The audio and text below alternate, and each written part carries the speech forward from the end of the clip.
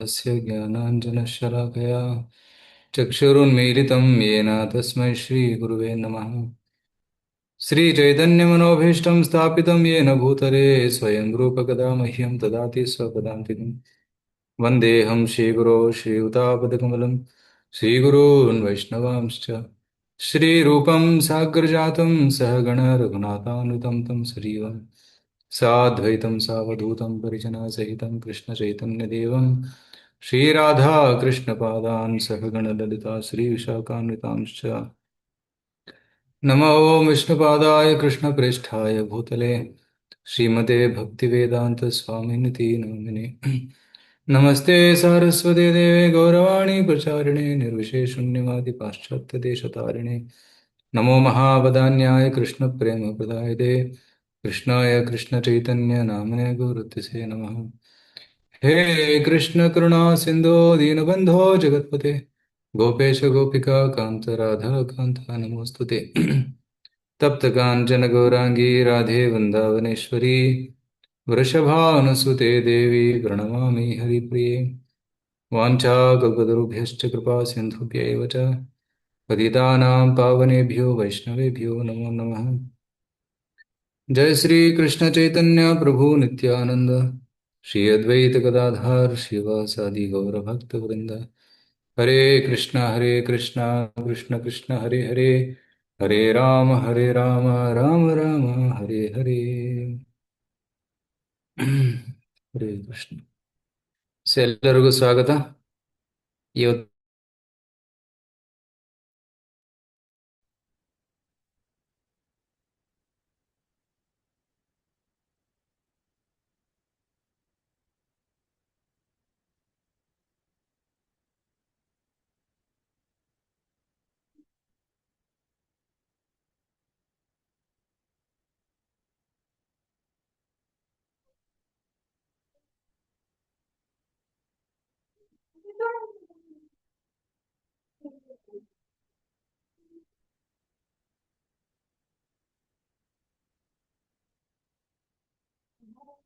ಹರೇ ಕೃಷ್ಣ ಪ್ರಭು ಕೇಳಿಸ್ತಿಲ್ಲ.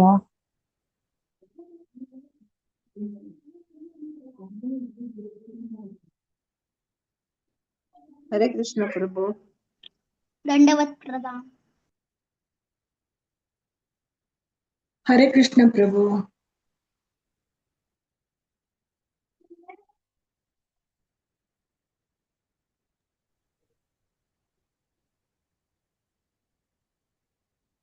ಹರೇ Krishna. Sorry for interruption. ನನ್ನ phone network use ಮಾಡ್ತಾ ಇದ್ದೀನಿ. ಬೆಂಗಳೂರಲ್ಲಿ ಇಲ್ಲ, ಬೇರೆ ಕಡೆ ಇದ್ದೀನಿ. ಸೊ ಏನಾದ್ರು ಒಂದು ಕಾಲ್ ಬಂದ್ರೆ ಕಟ್ ಆಗ್ಬಿಡ್ತದೆ. ಹರೇ ಕೃಷ್ಣ. ಸೊ ಹೋದ ವಾರ ನಾವು 5ನೇ ಅಧ್ಯಾಯವನ್ನು ಚರ್ಚೆ ಮಾಡ್ತಾ ಇದ್ವಿ. ಸೊ 4ನೇ ಅಧ್ಯಾಯ ಅಲ್ಲಿ ದಕ್ಷನು ಭಗವಂತನಿಗೆ ಪ್ರಾರ್ಥನೆಗಳನ್ನ ಸಲ್ಲಿಸಿದ್ದಾನೆ. ಅದಕ್ಕೆ ಹಂಸಕೂಹ್ಯ ಪ್ರಾರ್ಥನೆ ಅಂತ ಕರೀತಾರೆ. ಆ ಪ್ರಾರ್ಥನೆಗಳನ್ನ ಸಲ್ಲಿಸಿದ ಮೇಲೆ ಭಗವಂತ ಪ್ರತ್ಯಕ್ಷನಾಗಿ ನಾದಾಗ ದಕ್ಷ ಭಗವಂತನ ಸ್ತುತಿಯನ್ನು ಮಾಡಿದ ನಂತರ ಭಗವಂತ ದಕ್ಷನಿಗೆ ಹಲವಾರು ಆದೇಶಗಳನ್ನು ಕೊಟ್ಟ. ಸೊ ಆ ಆದೇಶಗಳನ್ನು ಕೇಳಿದ ಮೇಲೆ ದಕ್ಷನು ಪಾಂಚಜನಿ ಜೊತೆ ಮದುವೆಯಾಗಿ ಈಗ ಸಂತಾನೋತ್ಪತ್ತಿಯನ್ನು ಮಾಡ್ತಾರೆ. ಹೇಗೆ ದಕ್ಷನು ಈ ಒಂದು ಎಲ್ ಬಿದ್ದಿತ್ತೇಳು? ಹರೇ ಕೃಷ್ಣ. ಎಲ್ ಬಿದ್ದಿತ್ತು? Okay, I'll make Vinay as co-host. Vinay Guru.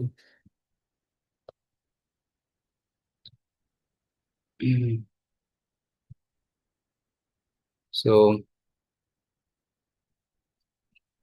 ದಕ್ಷನ ಉದ್ದೇಶ ಇತ್ತು ಈ ಜಗತ್ತಿನಲ್ಲಿ ಪ್ರಜೆಗಳನ್ನ ತುಂಬಬೇಕು ಅಂತ. ಈ ಜಗತ್ತು ಖಾಲಿ ಇತ್ತು. ಸೊ ಅದಕ್ಕಾಗಿ ಈ ಜಗತ್ತಿನಲ್ಲಿ ಹಲವಾರು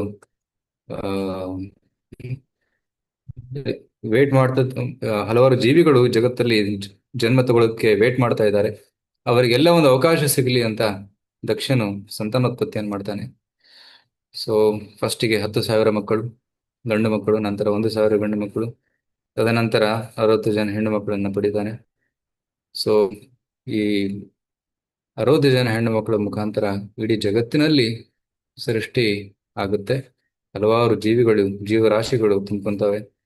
ಆಗ ಜಗತ್ತು ಆ ಜಗತ್ತಿನ ಎಲ್ಲಾ ಲೋಕಗಳಲ್ಲಿ ಜೀವರಾಶಿಗಳು ತುಂಬ್ಕೊಂತವೆ. ಸೊ ಆಗ ದಕ್ಷನ ಕಾರ್ಯ ಯಶಸ್ವಿ ಆಯಿತು. ಸೊ ಈಗ ಈ ಕತೆ ತುಂಬಾ ಸರಳ ಅಲ್ಲ. ಈ ಕಥೆಯಲ್ಲಿ ಸಾಕಷ್ಟು ಪಾಠಗಳಿವೆ ಕಲಿಯೋದಕ್ಕೆ. It not just a family linears, but ಇಲ್ಲಿ ನಾರದರ ಪ್ರಚಾರ ಕೂಡ ಬರ್ತದೆ. ಇಲ್ಲಿ ದಕ್ಷ ಸಂತಾನೋತ್ಪತ್ತಿಯನ್ನು ಮಾಡ್ತಾ ಇದ್ದಾನೆ, ಇನ್ನೊಂದು ಕಡೆ ನಾರದರು ಅವರ ಉದ್ಧಾರ ಮಾಡ್ತಾ ಇದ್ದಾರೆ. ಸೊ ದಕ್ಷ ಮತ್ತೆ ನಾರದರು ಇವರಿಬ್ಬರ ಮಧ್ಯೆ ಸ್ವಲ್ಪ ಒಂದು ಮನಸ್ತಾಪ ಆಗ್ತದೆ. ದಕ್ಷ ನಾರದರಿಗೆ ಶಾಪವನ್ನು ಕೊಡ್ತಾನೆ. ಸೊ ಅದು ಯಾಕೆ ಹೇಗೆ ಅನ್ನೋದನ್ನ ನಾವು ಇವತ್ತು ನೋಡೋಣ. ಓಕೆ. ಓಂ ನಮೋ ಭಗವತೆ ವಾಸುದೇವಾಯ. ಓಂ ನಮೋ ಭಗವತೆ ವಾಸುದೇವಾಯ. ಓಂ ನಮೋ ಭಗವತೆ ವಾಸುದೇವಾಯ. ನಾರಾಯಣಂ ನಮಸ್ಕೃತ್ಯ ನರಂ ಚೈವ ನರೋತ್ತಮಂ ದೇವಂ ಸರಸ್ವತೀಂ ವ್ಯಾಸಂ ತतो ಜಯಮುದೀರಯೇತ್. ನಷ್ಟಪ್ರಾಯೇಷು ಭದ್ರೇಷು ನಿತ್ಯಂ ಭಾಗವತ ಸೇವಯಾ ಭಗವತಿ ಉತ್ತಮ ಶ್ಲೋಕೆ ಭಕ್ತಿರ್ಭವತಿ ನೈಷ್ಟಿಕಿ. ಕೃಷ್ಣಾಯ ವಾಸುದೇವಾಯ ದೇವಕೀ ನಂದನಾಯ ಚ ನಂದಗೋಪಕುಮಾರಾಯ ಗೋವಿಂದಾಯ ನಮೋ ನಮಃ.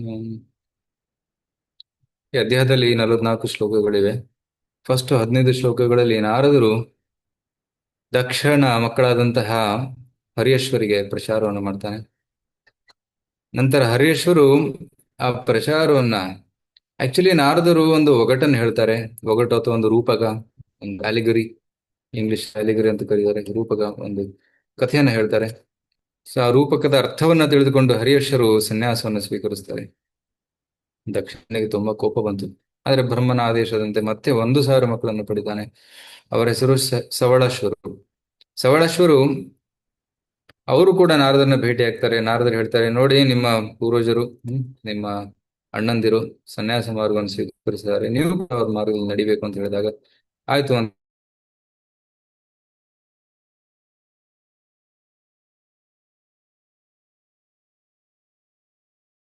ದಕ್ಷನಿಗೆ ತುಂಬಾ ಕೋಪ ಬಂತು. ಯಾಕೆಂದ್ರೆ 11,000 ಮಕ್ಕಳು ಸನ್ಯಾಸವನ್ನು ಸ್ವೀಕರಿಸಿದ್ರು, ಮನೆಯನ್ನ ಬಿಟ್ಟು ಹೋದ್ರು.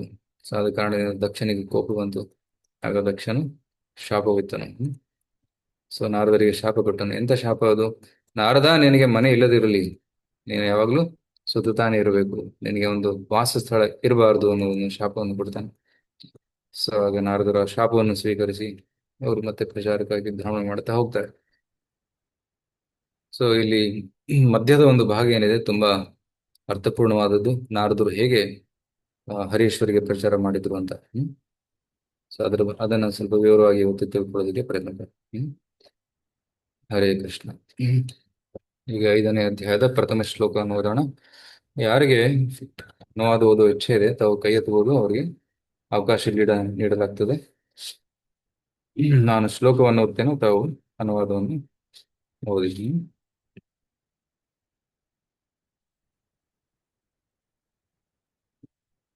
ಓಕೆ, ರಾಧಾ ಮಾತಾಜಿ ಓದ್ಬೋದು ಫಸ್ಟ್.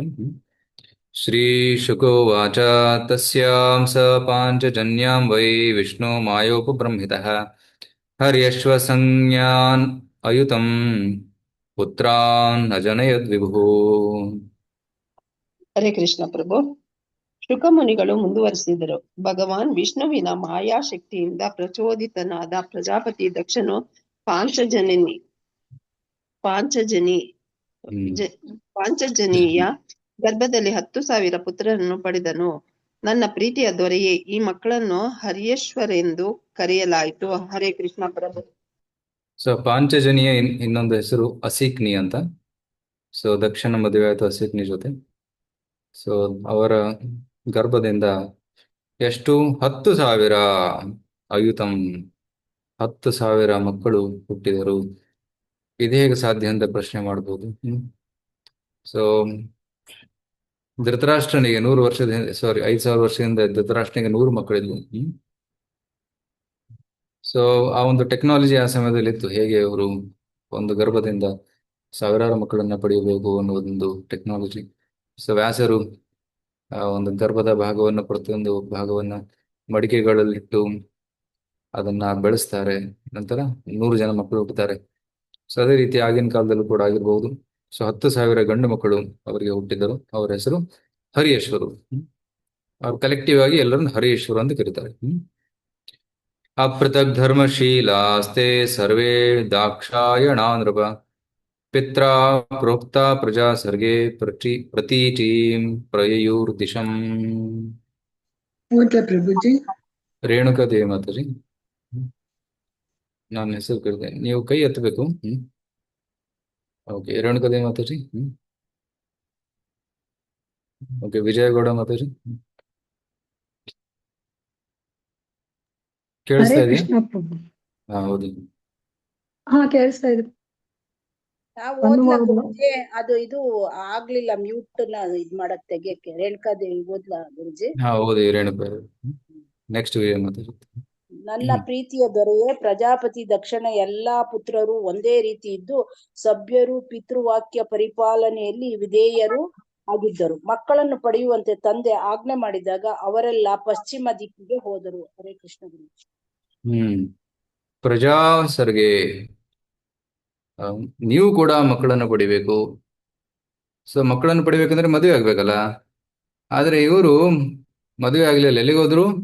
ಪ್ರತೀಚೀಂ, ಪಶ್ಚಿಮ ದಿಕ್ಕಿಗೆ ಹೋದರು. ಪಶ್ಚಿಮ ದಿಕ್ಕಿನಲ್ಲಿ ಒಂದು ಪವಿತ್ರ ಸ್ಥಳವಿದೆ, ಸಿಂಧು ನದಿಯ ತಟದಲ್ಲಿ. ಅದಕ್ಕೆ ನಾರಾಯಣ ಸರಸ್ ಅಂತ ಕರೀತಾರೆ. ಆ ದಿಕ್ಕಿಗೆ ಹೋದರು. ಯಾಕೆ? ತಪಸ್ಸನ್ನ ಮಾಡೋದಿಕ್ಕೆ. ಸೊ ಪ್ರಜಾಸರ್ಗೆ ಯಾವುದೇ ಒಂದು ಕೆಲಸ ಮಾಡ್ಬೇಕಾದ್ರೆ ಅದಕ್ಕೂ ಮುಂಚೆ ತಪಸ್ಸನ್ನ ಮಾಡಬೇಕು. ಸೊ ವ್ರತವನ್ನ ಆಚರಿಸಬೇಕು, ಅದರಿಂದ ಶಕ್ತಿ ಬರ್ತದೆ. ಆ ಶಕ್ತಿಯಿಂದ ನಾವು ಸೇವೆಯನ್ನ ಮಾಡಬಹುದು. ಸೊ ಅದೇ ರೀತಿ ಇಸ್ಕಾನಲ್ಲಿ ಭಕ್ತರು ಕೂಡ ಪ್ರತಿದಿನ ಬೆಳಿಗ್ಗೆ ಮಾರ್ನಿಂಗ್ ಪ್ರೋಗ್ರಾಮ್ ಮಾಡಲೇಬೇಕು. ಆ ಮಾರ್ನಿಂಗ್ ಪ್ರೋಗ್ರಾಮ್ ಮಾಡಿದ್ರಿಂದ ಏನಾಗ್ತದೆ? ಶಕ್ತಿ ಬರ್ತದೆ, ಆಧ್ಯಾತ್ಮಿಕ ಶಕ್ತಿ. ಆ ಆಧ್ಯಾತ್ಮಿಕ ಶಕ್ತಿಯನ್ನ ತಗೊಂಡು ನಾವು ಪ್ರಚಾರಕ್ಕೆ ಹೊರಗಡೆ ಹೋದಾಗ ಪ್ರಚಾರ ಎಫೆಕ್ಟಿವ್ ಆಗಿರ್ತದೆ, ಅರ್ಥಪೂರ್ಣವಾಗಿರ್ತದೆ. ಸೊ ಅದಕ್ಕಾಗಿ ಈ ಮಕ್ಕಳೆಲ್ಲ ತಪಸ್ಸಿಗೆ ಹೋಗ್ತಾ ಇದ್ದಾರೆ. ಸೊ ಆ ಒಂದು ಶಕ್ತಿಯನ್ನು ಪಡೆದುಕೊಳ್ಳೋದಕ್ಕೆ.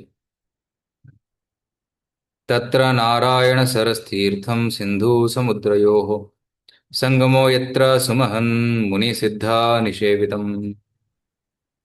ವಿಜಯ ಮಾತಾಜಿ. ಹರೇ ಕೃಷ್ಣ ಪ್ರಭು, ದಂಡವತ್ ಪ್ರಣಾಮ. ಅನುವಾದ. ಪಶ್ಚಿಮ ದಿಕ್ಕಿನಲ್ಲಿ ಸಿಂಧೂ ನದಿ ಸಮುದ್ರವನ್ನು ಸಂಧಿಸುವ ಜಾಗದಲ್ಲಿ ನಾರಾಯಣ ಸರೋವರ ಎಂಬ ಮಹಾನ್ ತೀರ್ಥಕ್ಷೇತ್ರವಿದೆ. ಆಧ್ಯಾತ್ಮಿಕ ಪ್ರಜ್ಞೆಯಲ್ಲಿ ಮುನ್ನಡೆಯನ್ನು ಸಾಧಿಸಿದ ಅನೇಕ ಮಂದಿ ಋಷಿಗಳು ಮತ್ತಿತರರು ಅಲ್ಲಿ ವಾಸ ಮಾಡುತ್ತಾರೆ. ಹರೇ ಕೃಷ್ಣ ಪ್ರಭು. ಮುನಿ ಸಿದ್ಧ ನಿಷೇವಿತಂ. ಆಕ್ಚುಲಿ ತೀರ್ಥ ಯಾವಾಗ ಆಗ್ತದೆ ಅಂದ್ರೆ ಅಲ್ಲಿ ತೀರ್ಥಿ ಕೂರ್ಕೊಂಡು ತೀರ್ಥಾನಿ ಸ್ವಾಂತಸ್ಥೇನ ಗದಾಭೃತಃ. ಅಲ್ಲಿ ಶುದ್ಧ ಭಕ್ತರು ವಾಸ ಮಾಡ್ತಾರೆ. ಯಾವ ಸ್ಥಳದಲ್ಲಿ ಶುದ್ಧ ಭಕ್ತರು ನೆಲೆಸಿದ್ದಾರೆ, ತಮ್ಮ ಪಾದವನ್ನು ಇಟ್ಟಿದ್ದಾರೆ, ಅದೇ ತೀರ್ಥವಾಗ್ತದೆ. ಸೊ ತೀರ್ಥ ಅಂತಂದ್ರೆ ಕೇವಲ ಏನಂತಾರೆ, ಪ್ರಯಾಗ ಅಥವಾ ಗಂಗಾ ನದಿ ತಟ ಅಥವಾ ಯಮುನಾ ನದಿ ತಟ ಅಂತಲ್ಲ. ಎಲ್ಲಿ ಶುದ್ಧ ಭಕ್ತರು ಇದ್ದಾರೆ ಅದೇ ತೀರ್ಥ. ಶುದ್ಧ ಭಕ್ತರ ಪಾದದಡಿಯಲ್ಲಿ ಎಲ್ಲಾ ತೀರ್ಥಗಳ ವಾಸಸ್ಥಾನವಿದೆ. ಸೊ ಅದಕ್ಕಾಗಿ ನಾವು ಶುದ್ಧ ಭಕ್ತರು ಇರ್ತಾರೆ, ಅಲ್ಲಿಗೆ ಹೋಗ್ಬೇಕು. ಸೊ ಇಲ್ಲಿ ನಾರಾಯಣ ಸರಸ್ ತೀರ್ಥದಲ್ಲಿ ಹೋದಾಗ ಅಲ್ಲಿ ಅವರು ತಪಸ್ ಮಾಡ್ತಾರೆ. ತದ್ ಉಪಸ್ಪರ್ಶನಾದೇವ ವಿನಿರ್ಧೂತ ಮಲಾಶಯ ಧರ್ಮೇ ಪಾರಮಹಂಸೇ ಚ ಪ್ರೋತ್ಪನ್ನ ಮತಯೋಪ್ಯುತ ತೇಪಿರೇ ತಪ ಏವೋಗ್ರಂ ಪಿತ್ರಾದೇಶೇನ ಯಂತ್ರಿತಾಃ ಪ್ರಜಾ ವಿವೃದ್ಧೇ ಯತ್ತಾನ್ ದೇವರ್ಷಿಸ್ತಾನ್ ದದರ್ಶಃ. ಓಕೆ, ಮಹಾಪಾವನಿ ಮಾತಾಜಿ. ಹರೇ ಕೃಷ್ಣ ಪ್ರಭು. ಈ ಪುಣ್ಯ ಕ್ಷೇತ್ರದಲ್ಲಿ ಹಾರೀಶ್ವರರು ಪ್ರತಿನಿತ್ಯ ಜಲಸ್ಪರ್ಶ ಮಾಡುತ್ತಿದ್ದರು ಮತ್ತು ಅದರಲ್ಲಿ ಮೀಯುತ್ತಿದ್ದರು. ಕ್ರಮೇಣ ಬಹಳಷ್ಟು ಸುಚಿರ್ಭೂತರಾದ ಅವರು ಪರಮಹಂಸರ ಚಟುವಟಿಕೆಗಳಿಗೆ ಒಲಿದರು. ಆದರೂ ಸಂತಾನ ವೃದ್ಧಿಸುವಂತೆ ತಂದೆ ಆಜ್ಞೆ ಮಾಡಿದ್ದರಿಂದ ಅವರು ತಂದೆಯ ಇಚ್ಛೆಯನ್ನು ಪೂರೈಸಲು ವ್ರತ ತಪಸ್ಸುಗಳನ್ನು ಆಚರಿಸಿದರು. ನಾರದರು ಒಂದು ದಿನ ಆ ಹುಡುಗರು ಸಂತಾನ ವೃದ್ಧಿಗಾಗಿ ಅಂತಹ ಸೊಗಸಾದ ವ್ರತವನ್ನು ಆಚರಿಸುತ್ತಿರುವುದನ್ನು ಕಂಡರು. ನಾರದರು ಅವರ ಬಳಿಗೆ ಹೋದರು. ಧನ್ಯವಾದಗಳು ಪ್ರಭು. ಹರೇ ಕೃಷ್ಣ. ದೇವರ್ಷಿ ತಾನ್ ದದರ್ಶಃ. ದೇವರ್ಷಿ ನಾರದರು ಇದನ್ನ ನೋಡ್ತಾರೆ. ಇಷ್ಟು ಒಳ್ಳೆ ಮಕ್ಕಳಿದ್ದಾರೆ, ರೈಟ್? 10,000 ಜನ ಮಕ್ಕಳಿದ್ದಾರೆ, ಪುಣ್ಯವಂತರು, ಉಗ್ರ ತಪಸ್ಸನ್ನು ಮಾಡ್ತಾ ಇದ್ದಾರೆ, ರೈಟ್? ಇವರು ಯಾಕೆ ಜೀವನವನ್ನು ವ್ಯರ್ಥ ಮಾಡಬೇಕು? ಇವರೆಲ್ಲ ಭಗವದ್ಧಾಮಕ್ಕೆ ಹೋಗಬೇಕು. ಈ ಭೌತಿಕ ಜಗತ್ತಿನಲ್ಲಿದ್ದು ಸಂಸಾರದಲ್ಲಿ ಸಿಕ್ಕಿಬಿದ್ದು ಯಾಕೆ ಅವರು ತಾಪತ್ರಯಗಳನ್ನ ಮತ್ತೆ ಸಂಸಾರದ ಭಾರವನ್ನು ಎತ್ಕೋಬೇಕು. ಜೀವನದ ಉದ್ದೇಶ ಭಗವಂತನ ಸೇವೆ ಮಾಡುವುದು. ಸೊ ಅದಕ್ಕಾಗಿ ಇವರನ್ನ ಭಗವಂತನ ಸೇವೆಯಲ್ಲಿ ನಿಯುಕ್ತಗೊಳಿಸೋಣ ಅಂತ ಅವರು ಆ ತೀರ್ಮಾನ ಮಾಡ್ತಾರೆ. ಸೊ ಭಕ್ತರ ಅದೇ ಒಂದು ಇಚ್ಛೆನೆ ಅದು, ಈ ಸಂಸಾರದಿಂದ ಎಲ್ಲಾ ಜನರನ್ನ ಮುಕ್ತಗೊಳಿಸುವುದು. They want to deliver everybody from this material world. So ಅದಕ್ಕೆ ಅಂತಹ ಒಂದು ಆದೇಶವನ್ನ ಕೊಡೋದಿಕ್ಕೆ ನಾರದರು ಅಲ್ಲಿಗೆ ಬರ್ತಾರೆ. ಇದು ನಾರದರ ಒಂದು ಕರುಣೆ. ದಕ್ಷನಿಗೆ ಇದು ಹಿಂಸೆ ಅಂತ ಅನಿಸ್ತು. ಯಾಕಪ್ಪ ಇವನು ನಾರದ ಬಂದು ನಮ್ಮ ಮಕ್ಕಳನ್ನ ಸನ್ಯಾಸದ ದಾರಿಗೆ ತಳ್ತಾ ಇದ್ದಾನೆ ಅಂತ, ಅದು ಹಿಂಸೆ ಅಂತ ಅನಿಸ್ತು. ಆದ್ರೆ ನಾರದರಿಗೆ ಅದು ಕರುಣೆ ಅಂತ ಅನಿಸ್ತು. ಅದು ಭಕ್ತರ ಒಂದು ಕರುಣೆ. ಆಯ್ತು. ನಿಮಗೆ ಏನ್ ಅನ್ನಿಸ್ತದೆ? ಸನ್ಯಾಸ ಮಾರ್ಗವನ್ನು ಸ್ವೀಕರಿಸುವುದು ಆ, ಸರಿನೋ ತಪ್ಪೋ? ಸರಿ ಸರಿ ಪ್ರಭು. ಸರಿ. ಸರಿ ಇದೆ ಪ್ರಭು. ಸರಿ ಅಂತ ಹೇಳ್ತೀರಾ? ಓಕೆ. ಸೊ ಆದರೆ ಸನ್ಯಾಸ ಆಶ್ರಮವನ್ನು ಸ್ವೀಕರಿಸಿದ್ರೆ ಆ ಮನೆತನ ಏನಾಗ್ತದೆ, ನಮ್ಮ ವಂಶ ಹೆಂಗೆ ಬೆಳೀತದೆ ಅಂತ ಪ್ರಶ್ನೆ ಕೇಳ್ತಾರೆ. ಅದಕ್ಕೇನು ಉತ್ತರ ಕೊಡ್ತಾರೆ? ಪ್ರಭುಜಿ, ಈ ಕೃಷ್ಣ ಕಾನ್ಶಿಯಸ್ ಬರೋಕ್ ಮೊದ್ಲು ಈ ಸಂಸಾರದ ಬಗ್ಗೆ ಬಹಳ ವಿಚಾರ ಮಾಡ್ತಾ ಇದ್ವಿ.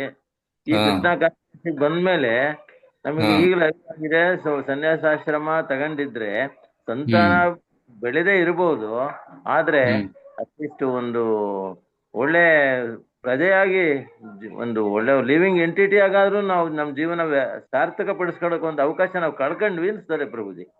ಹಾ ಓಕೆ. ಸೊ ಕೃಷ್ಣಮೂರ್ತಿ ಪ್ರಭು ಅವ್ರು ಹೇಳ್ತಾ ಇದ್ದಾರೆ, ಅಟ್ಲೀಸ್ಟ್ ಒಂದು ಒಳ್ಳೆ ಜೀವನ ನಡೆಸಬಹುದು ಸನ್ಯಾಸಾಶ್ರಮದಲ್ಲಿ. ಮತ್ತೆ ಏನಂತಾರೆ, ಆ, ಸಂತಾನೋತ್ಪತ್ತಿ ಅಥವಾ ಒಂದು ಕುಲ ಬೆಳೆದೇ ಇದ್ರೂ ಕೂಡ ಒಳ್ಳೆ ಜೀವನ ಆಚರಿಸಿ ನಾವು ಭಗವತ್ ಪ್ರಾಪ್ತಿಯನ್ನು ಪಡಿಬಹುದು ಅಂತ ಹೇಳ್ತಾರೆ. ಓಕೆ, ಬೇರೆ ಏನಾದ್ರು ಹೇಳ್ತೀರಾ? ಬೇರೆ ತಮ್ಮ ಅನಿಸಿಕೆ ಏನಾದ್ರು? ಪ್ರಭುಜಿ, ಸಂಸಾರ ಅಂದ್ರೆ ಕರ್ಮ ಬಂಧನದಿಂದ ಸಿಕ್ಕಾಕೊಂಡ್ಬಿಡ್ತೀವಿ ಪ್ರಭು. ಅದರಿಂದ ಹೊರಗಡೆ ಬರೋದು ತುಂಬಾ ಕಷ್ಟ ಆಗುತ್ತೆ. ಜನ್ಮ ಜನ್ಮಾಂತರದಿಂದ ಕರ್ಮಗಳು ಬರುತ್ತೆ, ಅದ್ರ ಪಾಪ ಪುಣ್ಯದ ಫಲಗಳೆಲ್ಲ ಬರ್ತಾ ಇರುತ್ತೆ. ಸೊ ಅದನ್ನ ಸ್ವಲ್ಪ ಅವಾಯ್ಡ್ ಮಾಡ್ಬೇಕು ಅಂದ್ರೆ ಸನ್ನಸದಲ್ಲೂ ಇರುತ್ತೆ, ಬಟ್ ಆದ್ರೆ ಕಡಿಮೆ ಇರುತ್ತೆ ಅಂತ ಅನ್ಸುತ್ತೆ ಪ್ರಭುಜಿ. ವ್ಯಾಮೋಹ ಅದೆಲ್ಲ ಸ್ವಲ್ಪ ಕಡಿಮೆ ಇರುತ್ತೆ ಅನ್ಸುತ್ತೆ. ಸೊ ಎಲ್ಲರೂ ಕಾವಿ ಬಟ್ಟೆ ಉಟ್ಕೊಂಡು ಮನೆ ಬಿಟ್ಟು ಬಿಡ್ಬೇಕಾ? ಹರೇ ಕೃಷ್ಣ ಪ್ರಭು. ಹಾ ಹರೇ ಕೃಷ್ಣ ಪ್ರಭು.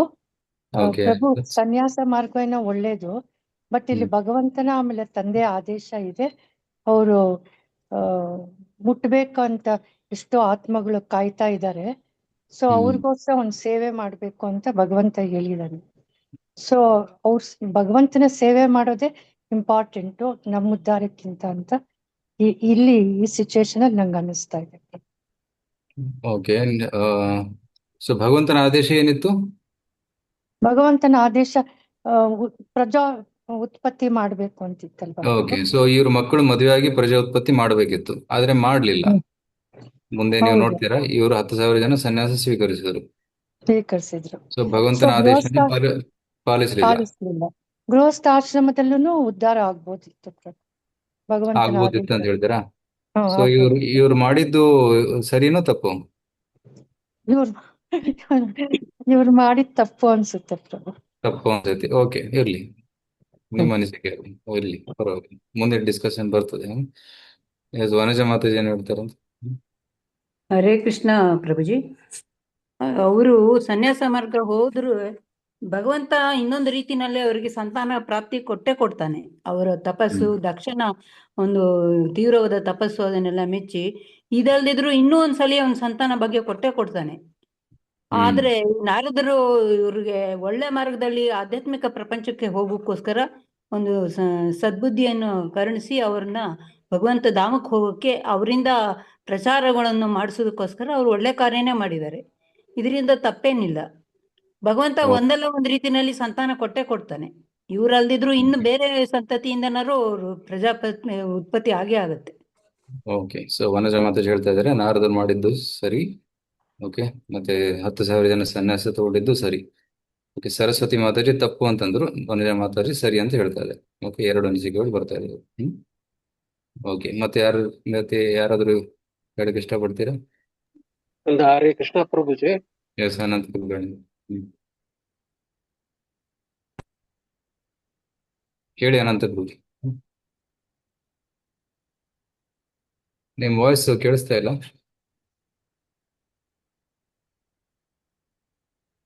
ಹರೇ ಕೃಷ್ಣ. ಮೋಸ್ಟ್ಲಿ ಅವರು ಡಿಸ್ಕನೆಕ್ಟ್ ಆಗಿದ್ದಾರಾ? ಹರೇ ಕೃಷ್ಣ ಪ್ರಭುಜಿ, ಹಾ ಕೇಳಿಸ್ತಾ ಹೇಳಿ. ಇದೆ ಪ್ರಭುಜಿ? ಈಗ ಕೇಳಿಸ್ತಾ ಇದೆ, ಹೇಳಿ. ಇದು ಸನ್ಯಾಸಿ ಆದವರಿಗೆ ಈ ಗೃಹಸ್ಥ ವಾನಪ್ರಸ್ಥ ಇವ್ರದ್ದು ಬಗ್ಗೆ ಗೊತ್ತಿರಬೇಕು ಎಲ್ಲಾ ವಿಷಯ. ಅವಾಗ ಮಾತ್ರ ಅವ್ರು ಸನ್ಯಾಸಿ ತಗೊಂಡ್ರೆ ಅವರಿಗೆ ಇದ್ರ ಬಗ್ಗೆ ಮೋಹ ಇರೋದಿಲ್ಲ, ಇದೆಲ್ಲ ಮೋಹ ಬಿಟ್ಟು ಹೋಗ್ತದೆ ಅವರಿಗೆ.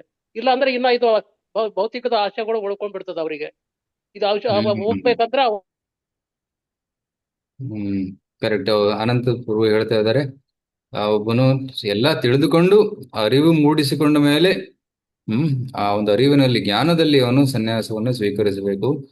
ಅವನು ಕೃತಕವಾಗಿ, ಆರ್ಟಿಫಿಷಿಯಲಿ, ಪ್ರಿಮೆಚೂರ್ಲಿ ಅವನು ಸನ್ಯಾಸವನ್ನು ಸ್ವೀಕರಿಸಿದ್ರೆ ಅದು ತಪ್ಪಾಗುತ್ತೆ ಅಂತ ಅವ್ರು ಹೇಳ್ತಾರೆ. ಕರೆಕ್ಟ್. ಹೌದು ಹೌದು, ಕರೆಕ್ಟ್ ಪ್ರಭು. ಓಕೆ. ಸೊ ಈ 10,000 ಜನ ಸನ್ಯಾಸವನ್ನು ಸ್ವೀಕರಿಸಿದ್ದು, was it premature or was it with ಜ್ಞಾನ?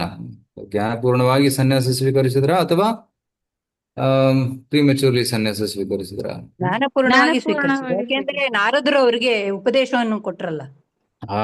ನಾರದರು ಜ್ಞಾನೋಪದೇಶವನ್ನ ಮಾಡಿ ಜ್ಞಾನದ ಹಂತಕ್ಕೆ ತಂದು ನಂತರ ಅವರು ಸನ್ಯಾಸ ಅವರಲ್ಲಿ ಅವರಿಗೆ ಕ್ವಶನ್ಸ್ಗಳು ಕೇಳಿ ಅದರ ಸರಿಯಾದ ಆನ್ಸರ್ನ ಅವ್ರು ಕೊಟ್ಟು ಅವ್ರನ್ನ ಸನ್ಮಾರ್ಗದಲ್ಲಿ ಕರ್ಕೊಂಡು ಹೋಗಿ ಆಮೇಲೆ ಸನ್ಯಾಸ ತಗೋತಾರೆ ಅವರು.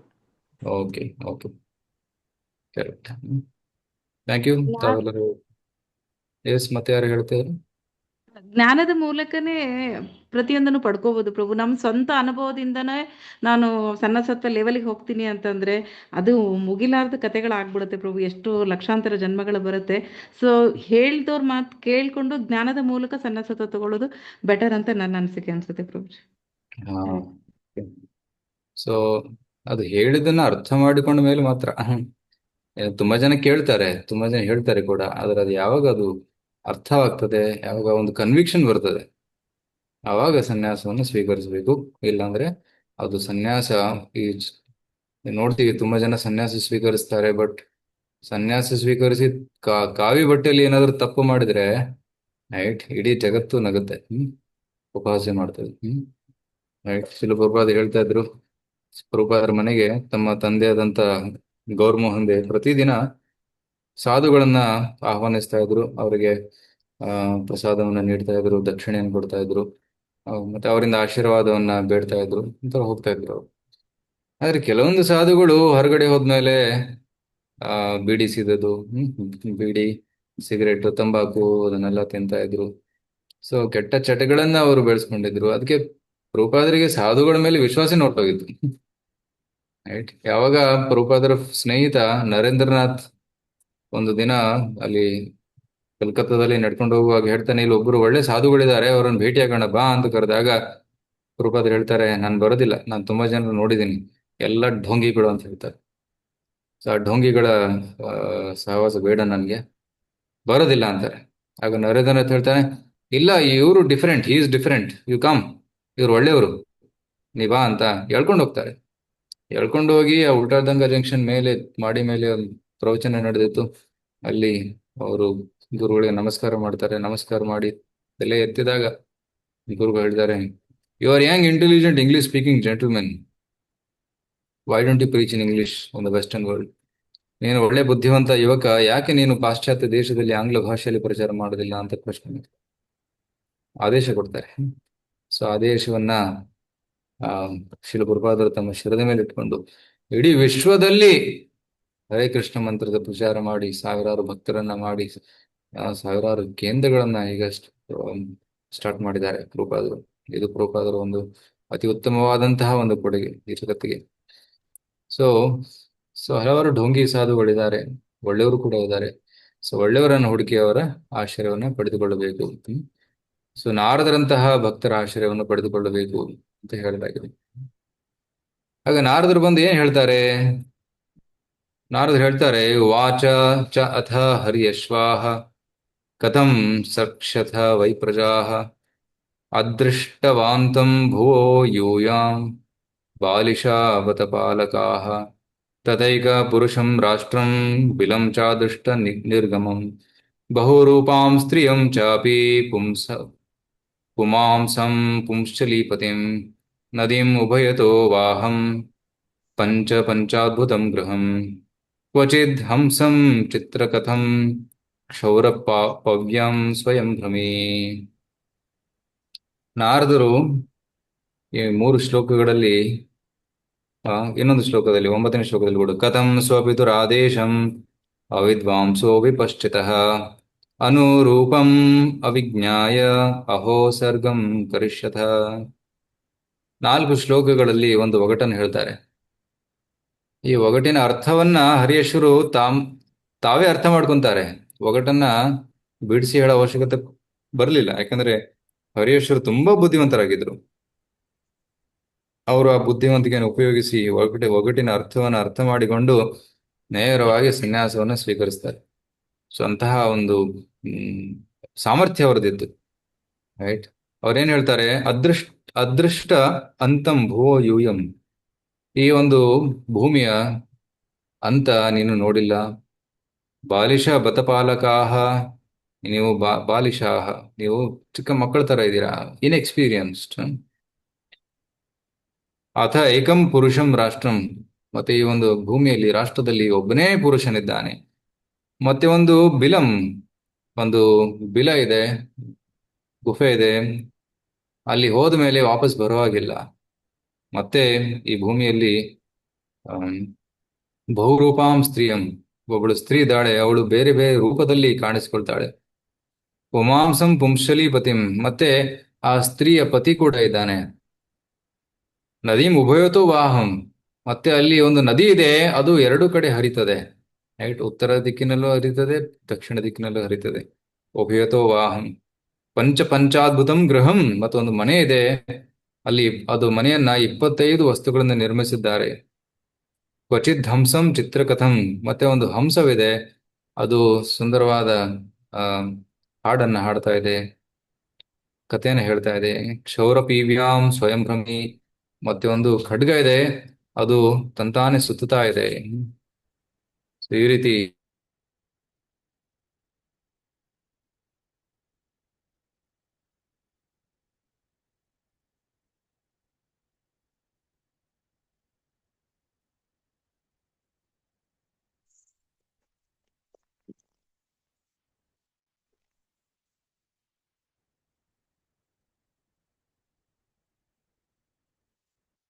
ಒಂದು ಒಗಟನ್ನ, ಪೃಥ್ವಿಯ ಪರಮಾವಧಿಯನ್ನು ಅಥವಾ ತುತ್ತು ತುದಿಯನ್ನು ನೀವು ಕಂಡಿಲ್ಲ. You have not seen the end of this earth. ಹರಿಯೇಶ್ವರ ತಿಳುವಳಿಕೆ ಏನು? ಜೀವವು ಅಂದ್ರೆ ನಾವು, ಅದು ಜೀವ. ಅವರ ಐಹಿಕ ಶರೀರವು ಅಥವಾ ಕಾರ್ಯಕ್ಷೇತ್ರಗಳು ಸ್ವೀಕರಿಸುವ ಪದನಾಮಗಳಿಗೆ ಅಂತ್ಯವಿಲ್ಲ. ಆದರೆ ನಾವು ಈ ಭೌತಿಕ ಬಂಧನದಲ್ಲಿ ಎಷ್ಟು ವರ್ಷಗಳಿಂದ ತೊಡಗಿದ್ದೀವಿ, ಯಾವಾಗಿಂದ ತೊಡಗಿದ್ದೀವಿ ಅಂತ ನಮಗೆ ಗೊತ್ತೇ ಇಲ್ಲ. ರೈಟ್. ಸೊ ಲಕ್ಷ ಜನ್ಮಗಳಿಂದ ನಾವು ಈ ಜಗತ್ತಿನಲ್ಲಿ ಸುತ್ತಾ ಇದ್ದೀವಿ. ಕರೆಕ್ಟ್.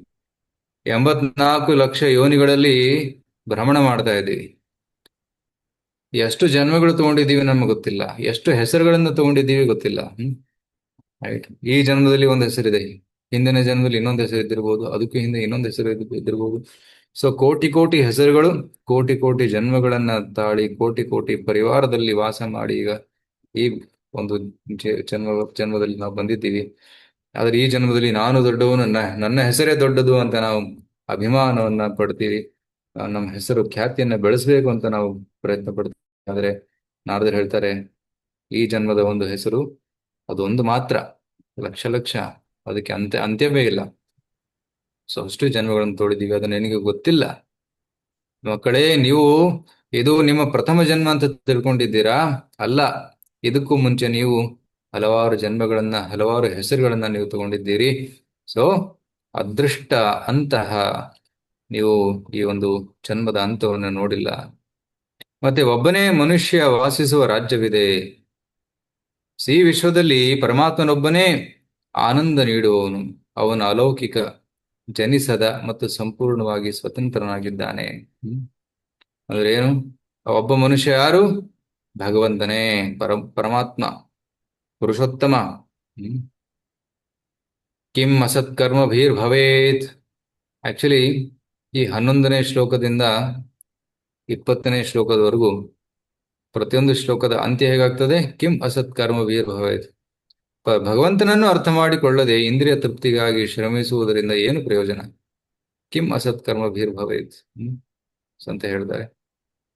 ಮತ್ತೆ ಹಿಂದಿನ ಒಂದು ತತ್ವ, ಬಂಧನದಲ್ಲಿ ಯಾವುದೇ ವಿರಾಮವಿಲ್ಲದೆ ತಾತ್ಕಾಲಿಕ ಫಲಪ್ರದ ಕರ್ಮಗಳಲ್ಲಿ ತೊಡಗುವುದರಿಂದ ಏನು ಪ್ರಯೋಜನ? ರೈಟ್. ಈ ದೇಹ ಈಗ ನಮಗೆ ಸಿಕ್ಕಿದೆ, ಆದ್ರೆ ಈ ದೇಹದಿಂದ ನಾವು ಕರ್ಮ ಮಾಡಿದರೆ ಕರ್ಮ ಬಂಧನಕ್ಕೆ ಒಳಗಾಗ್ತೀವಿ, ಮತ್ತೆ ಜನ್ಮ ತಗೋಬೇಕಾಗ್ತದೆ. ಕಿಂ ಅಸತ್ ಕರ್ಮ ಅಸತ್ ಕರ್ಮ ಅಂತಂದ್ರೆ ಭೌತಿಕ ಕರ್ಮಗಳನ್ನ ಯಾಕೆ ಮಾಡಬೇಕು ಅಂತ ಒಂದು ಆ ಪ್ರಶ್ನೆಯನ್ನ ಆ ಮಕ್ಕಳು ಕೇಳ್ತಾ ಇದ್ದಾರೆ. Why should we? ಆದ್ರೆ ಈ ಒಂದು ತತ್ವನ ಅರ್ಥ ಮಾಡಿಕೊಂಡ್ಮೇಲೆ ಮತ್ತೆ ಯಾಕೆ ನಾವು ಈ ಭೌತಿಕ ಕಾರ್ಯದಲ್ಲಿ ಮತ್ತೆ ತೊಡಗಬೇಕು ಅಂತ ಇಲ್ಲಿ ಅದೊಂದು ಅವರ ಅರ್ಥ ಮಾಡ್ಕೊಂಡಿದ್ದಾರೆ ಚೆನ್ನಾಗಿ. ಮತ್ತೆ ಅಲ್ಲೊಂದು ರಂಧ್ರವಿದೆ, ಅದನ್ನು ಪ್ರವೇಶಿಸಿದ ಯಾರು ಹೊರಬರುವುದಿಲ್ಲ. ಬಿಲಂ ಚ ಅದೃಷ್ಟ ನಿರ್ಗಮಂ. ಪಾತಾಳ ಅಥವಾ ವೈಕುಂಠ ಎರಡು ಅರ್ಥ ಇದೆ. ಅದು ನಾವು ವೈಕುಂಠ ಅಂತ ಅರ್ಥವನ್ನು ತಗೊಳ್ಳೋಣ. ರೈಟ್. ಅವರನ್ನು ತಲುಪಿದ ನಂತರ ಯಾರೂ ಈ ಜಗತ್ತಿಗೆ ಹಿಂತಿರುಗುವುದಿಲ್ಲ. ರೈಟ್. ಭಗವದ್ಗೀತೆಯಲ್ಲಿ ಒಂದು ಶ್ಲೋಕ ಇದೆ ತಾನೆ, ವೈಕುಂಠಕ್ಕೆ ಹೋದ ಮೇಲೆ ಮತ್ತೆ ವಾಪಸ್ ಬರೋಗಿಲ್ಲ ಅಂತ. ಯಾರಿಗೆ ಗೊತ್ತು ಆ ಶ್ಲೋಕ? ತದ್ಧಾಮ ಪರಮಂ ಮಮ. 15ನೇದು 15ನೇ ಅಧ್ಯಾಯ 6ನೇ ಶ್ಲೋಕ. 6ನೇ ಶ್ಲೋಕ. ನ ತದ್ಭಾಸಯತೆ ಸೂರ್ಯೋ ನ ಶಶಾಂಕೋ ನ ಪಾವಕಃ ಯದ್ಗತ್ವಾ ನ ನಿವರ್ತಂತೆ ತದ್ಧಾಮ ತದ್ಧಾಮ ಪರಮಂ ಮಮ. ಯದ್ಗತ್ವಾ ನ ನಿವರ್ತಂತೆ. ಹೋದ್ಮೇಲೆ ಮತ್ತೆ ವಾಪಸ್ ಬರೋದಿಲ್ಲ. ಸೊ ಭಗವಂತನ ನಿವಾಸದ ಬಗ್ಗೆ ಅರಿವಿಲ್ಲದವನಿಗೆ ಅರ್ಥಹೀನ ಕರ್ಮಗಳಿಂದ ಏನು ಪ್ರಯೋಜನ? ರೈಟ್. ಸೊ ಇಲ್ಲಿ ಮಾಡುವ ಎಲ್ಲಾ ಕಾರ್ಯಗಳು ಅರ್ಥಹೀನ. ರೈಟ್. ಭಗವಂತನಿಗೋಸ್ಕರ ಮಾಡುವ ಕಾರ್ಯಗಳು ಮಾತ್ರ ಅರ್ಥಪೂರ್ಣ. ಈ ರೀತಿ ಹರಿಯೇಶ್ವರ ಅರ್ಥ ಮಾಡ್ಕೊಂಡ್ರು. ನಂತರ ಇನ್ನೊಂದು ವಿಚಾರ ಇತ್ತು, 4ನೇದು. ಅದೇನು? ವಿವಿಧ ಬಗೆಯ ಉಡುಪುಗಳಿಂದ ಅಲಂಕೃತಳಾದ ಅವಳು ದುಶ್ಶೀಲೆ. ಅಂದ್ರೆ ಒಬ್ಬಳು ಸ್ತ್ರೀ ಇದ್ದಾಳೆ, ಬ್ಯಾಡ್ ಕ್ಯಾರೆಕ್ಟರ್, ಅವಳ ಚರಿತ್ರೆ ಚೆನ್ನಾಗಿಲ್ಲ. ಅವಳು ಬಗೆ ಬಗೆಯ ಬಟ್ಟೆಯನ್ನ ಉಡುಪುಗಳನ್ನ ಧರಿಸಿಕೊಂಡು ಬರ್ತಾಳೆ. ಅದ್ಯಾರು? ರಜೋಗುಣದಿಂದ ಮಿಶ್ರಿತವಾದ ಪ್ರತಿಜೀವಿಯ ಅಸ್ಥಿರ ಬುದ್ಧಿಮತ್ತಿಕೆ, ಬುದ್ಧಿ. ಆ ಸ್ತ್ರೀ ಯಾರು? ನಮ್ಮ ಭೌತಿಕ ಬುದ್ಧಿ, ಮಟೀರಿಯಲಿಸ್ಟಿಕ್ ಇಂಟೆಲಿಜೆನ್ಸ್. ಬುದ್ಧಿಶಕ್ತಿಯ ಪ್ರವೃತ್ತಿಗಳನ್ನು ಅರ್ಥ ಮಾಡಿಕೊಳ್ಳದೆ ಕರ್ಮದಲ್ಲಿ ಸಂಪೂರ್ಣವಾಗಿ ತೊಡಗಿಸಿಕೊಂಡರೆ ಏನು ಲಾಭ? ಆತ್ಮ ಈ ಭೌತಿಕ ದೇಹದಲ್ಲಿರುವಾಗ ಭೌತಿಕ ಬುದ್ಧಿ, ಭೌತಿಕ ಮನಸ್ಸು, ಅಹಂಕಾರವನ್ನ, ಮಿಥ್ಯ ಅಹಂಕಾರವನ್ನು ತಗೊಂಡು ಬರ್ತದೆ. ರೈಟ್. ಆ ಭೌತಿಕ ಬುದ್ಧಿ ರಜೋಗುಣದ ಪ್ರಭಾವದಿಂದ ಹಲವಾರು ಆಸೆಗಳನ್ನ ನಿರ್ಮಾಣ ಮಾಡ್ತದೆ. ನನಗೆ ಫಸ್ಟ್ ರ್ಯಾಂಕ್ ಬರಬೇಕು, ನಾನು ದೊಡ್ಡವನಾಗಬೇಕು, ನಾನು ಖ್ಯಾತಿಯನ್ನು ಪಡಿಬೇಕು, ನಾನು ಶ್ರೀಮಂತನಾಗಬೇಕು, ಈ ರೀತಿ ಹಲವಾರು ಆಸೆಗಳನ್ನ ಹಲವಾರು ರೂಪದಲ್ಲಿ ಆ ಬುದ್ಧಿ ನಮಗೆ ಸಜೆಷನ್ಸ್ ಕೊಡ್ತದೆ. ಆತ್ಮ ಅದನ್ನ ಸ್ವೀಕರಿಸಿ ಅದನ್ನು ಪೂರೈಸೋದಕ್ಕೆ ಇಚ್ಛೆ ಪಟ್ಟಾಗ ಮತ್ತೆ ಇನ್ನಿಷ್ಟು ಕರ್ಮ ಬಂಧನದಲ್ಲಿ ಸಿಕ್ಕಿಬಿಡ್ತಾನೆ. ಸೊ ಈ ಬುದ್ಧಿಯನ್ನು ಅರ್ಥ ಮಾಡಿಕೊಂಡ ಮೇಲೆ ಮತ್ತೆ ಯಾಕೆ ನಾವು ಕರ್ಮ ಬಂಧನದಲ್ಲಿ ತೊಡಗಬೇಕು ಅನ್ನೋದು ಹರಿಯೇಶ್ವರ ಒಂದು ವಿಚಾರ. ವೇಶ್ಯಪತಿ ಪುಂಮಾಂಸಂ ಪುಂಶಲೀಪತಿಂ. ಸೊ ಆ ಒಂದು ಬುದ್ಧಿ, ಆ ಒಂದು ವೇಶ್ಯ ಪತಿ ಯಾರು? ಆತ್ಮ, ಜೀವಾತ್ಮ. ಜೀವಿಯು ಮಲಿನವಾದ ಬುದ್ಧಿಮತ್ತೆಯನ್ನು ಹೊಂದಿದ್ದಲ್ಲಿ ಅವನು ಐಹಿಕ ಜೀವನವನ್ನು ಸುದೀರ್ಘಕಾಲ ಮುಂದುವರಿಸುತ್ತಾನೆ. ಎಲ್ಲಿವರೆಗೂ ಜೀವಾತ್ಮದ ಮದುವೆ ಆ ಭೌತಿಕ ಬುದ್ಧಿ ಜೊತೆ ಆಗಿದೆ, ಅದರ ಸಂಬಂಧ ಇದೆ, ಅಲ್ಲಿವರೆಗೂ ಆತ್ಮ ಮತ್ತೆ ಮತ್ತೆ ಹುಟ್ಟಿ ಬರ್ತಾ ಇರ್ತಾನೆ.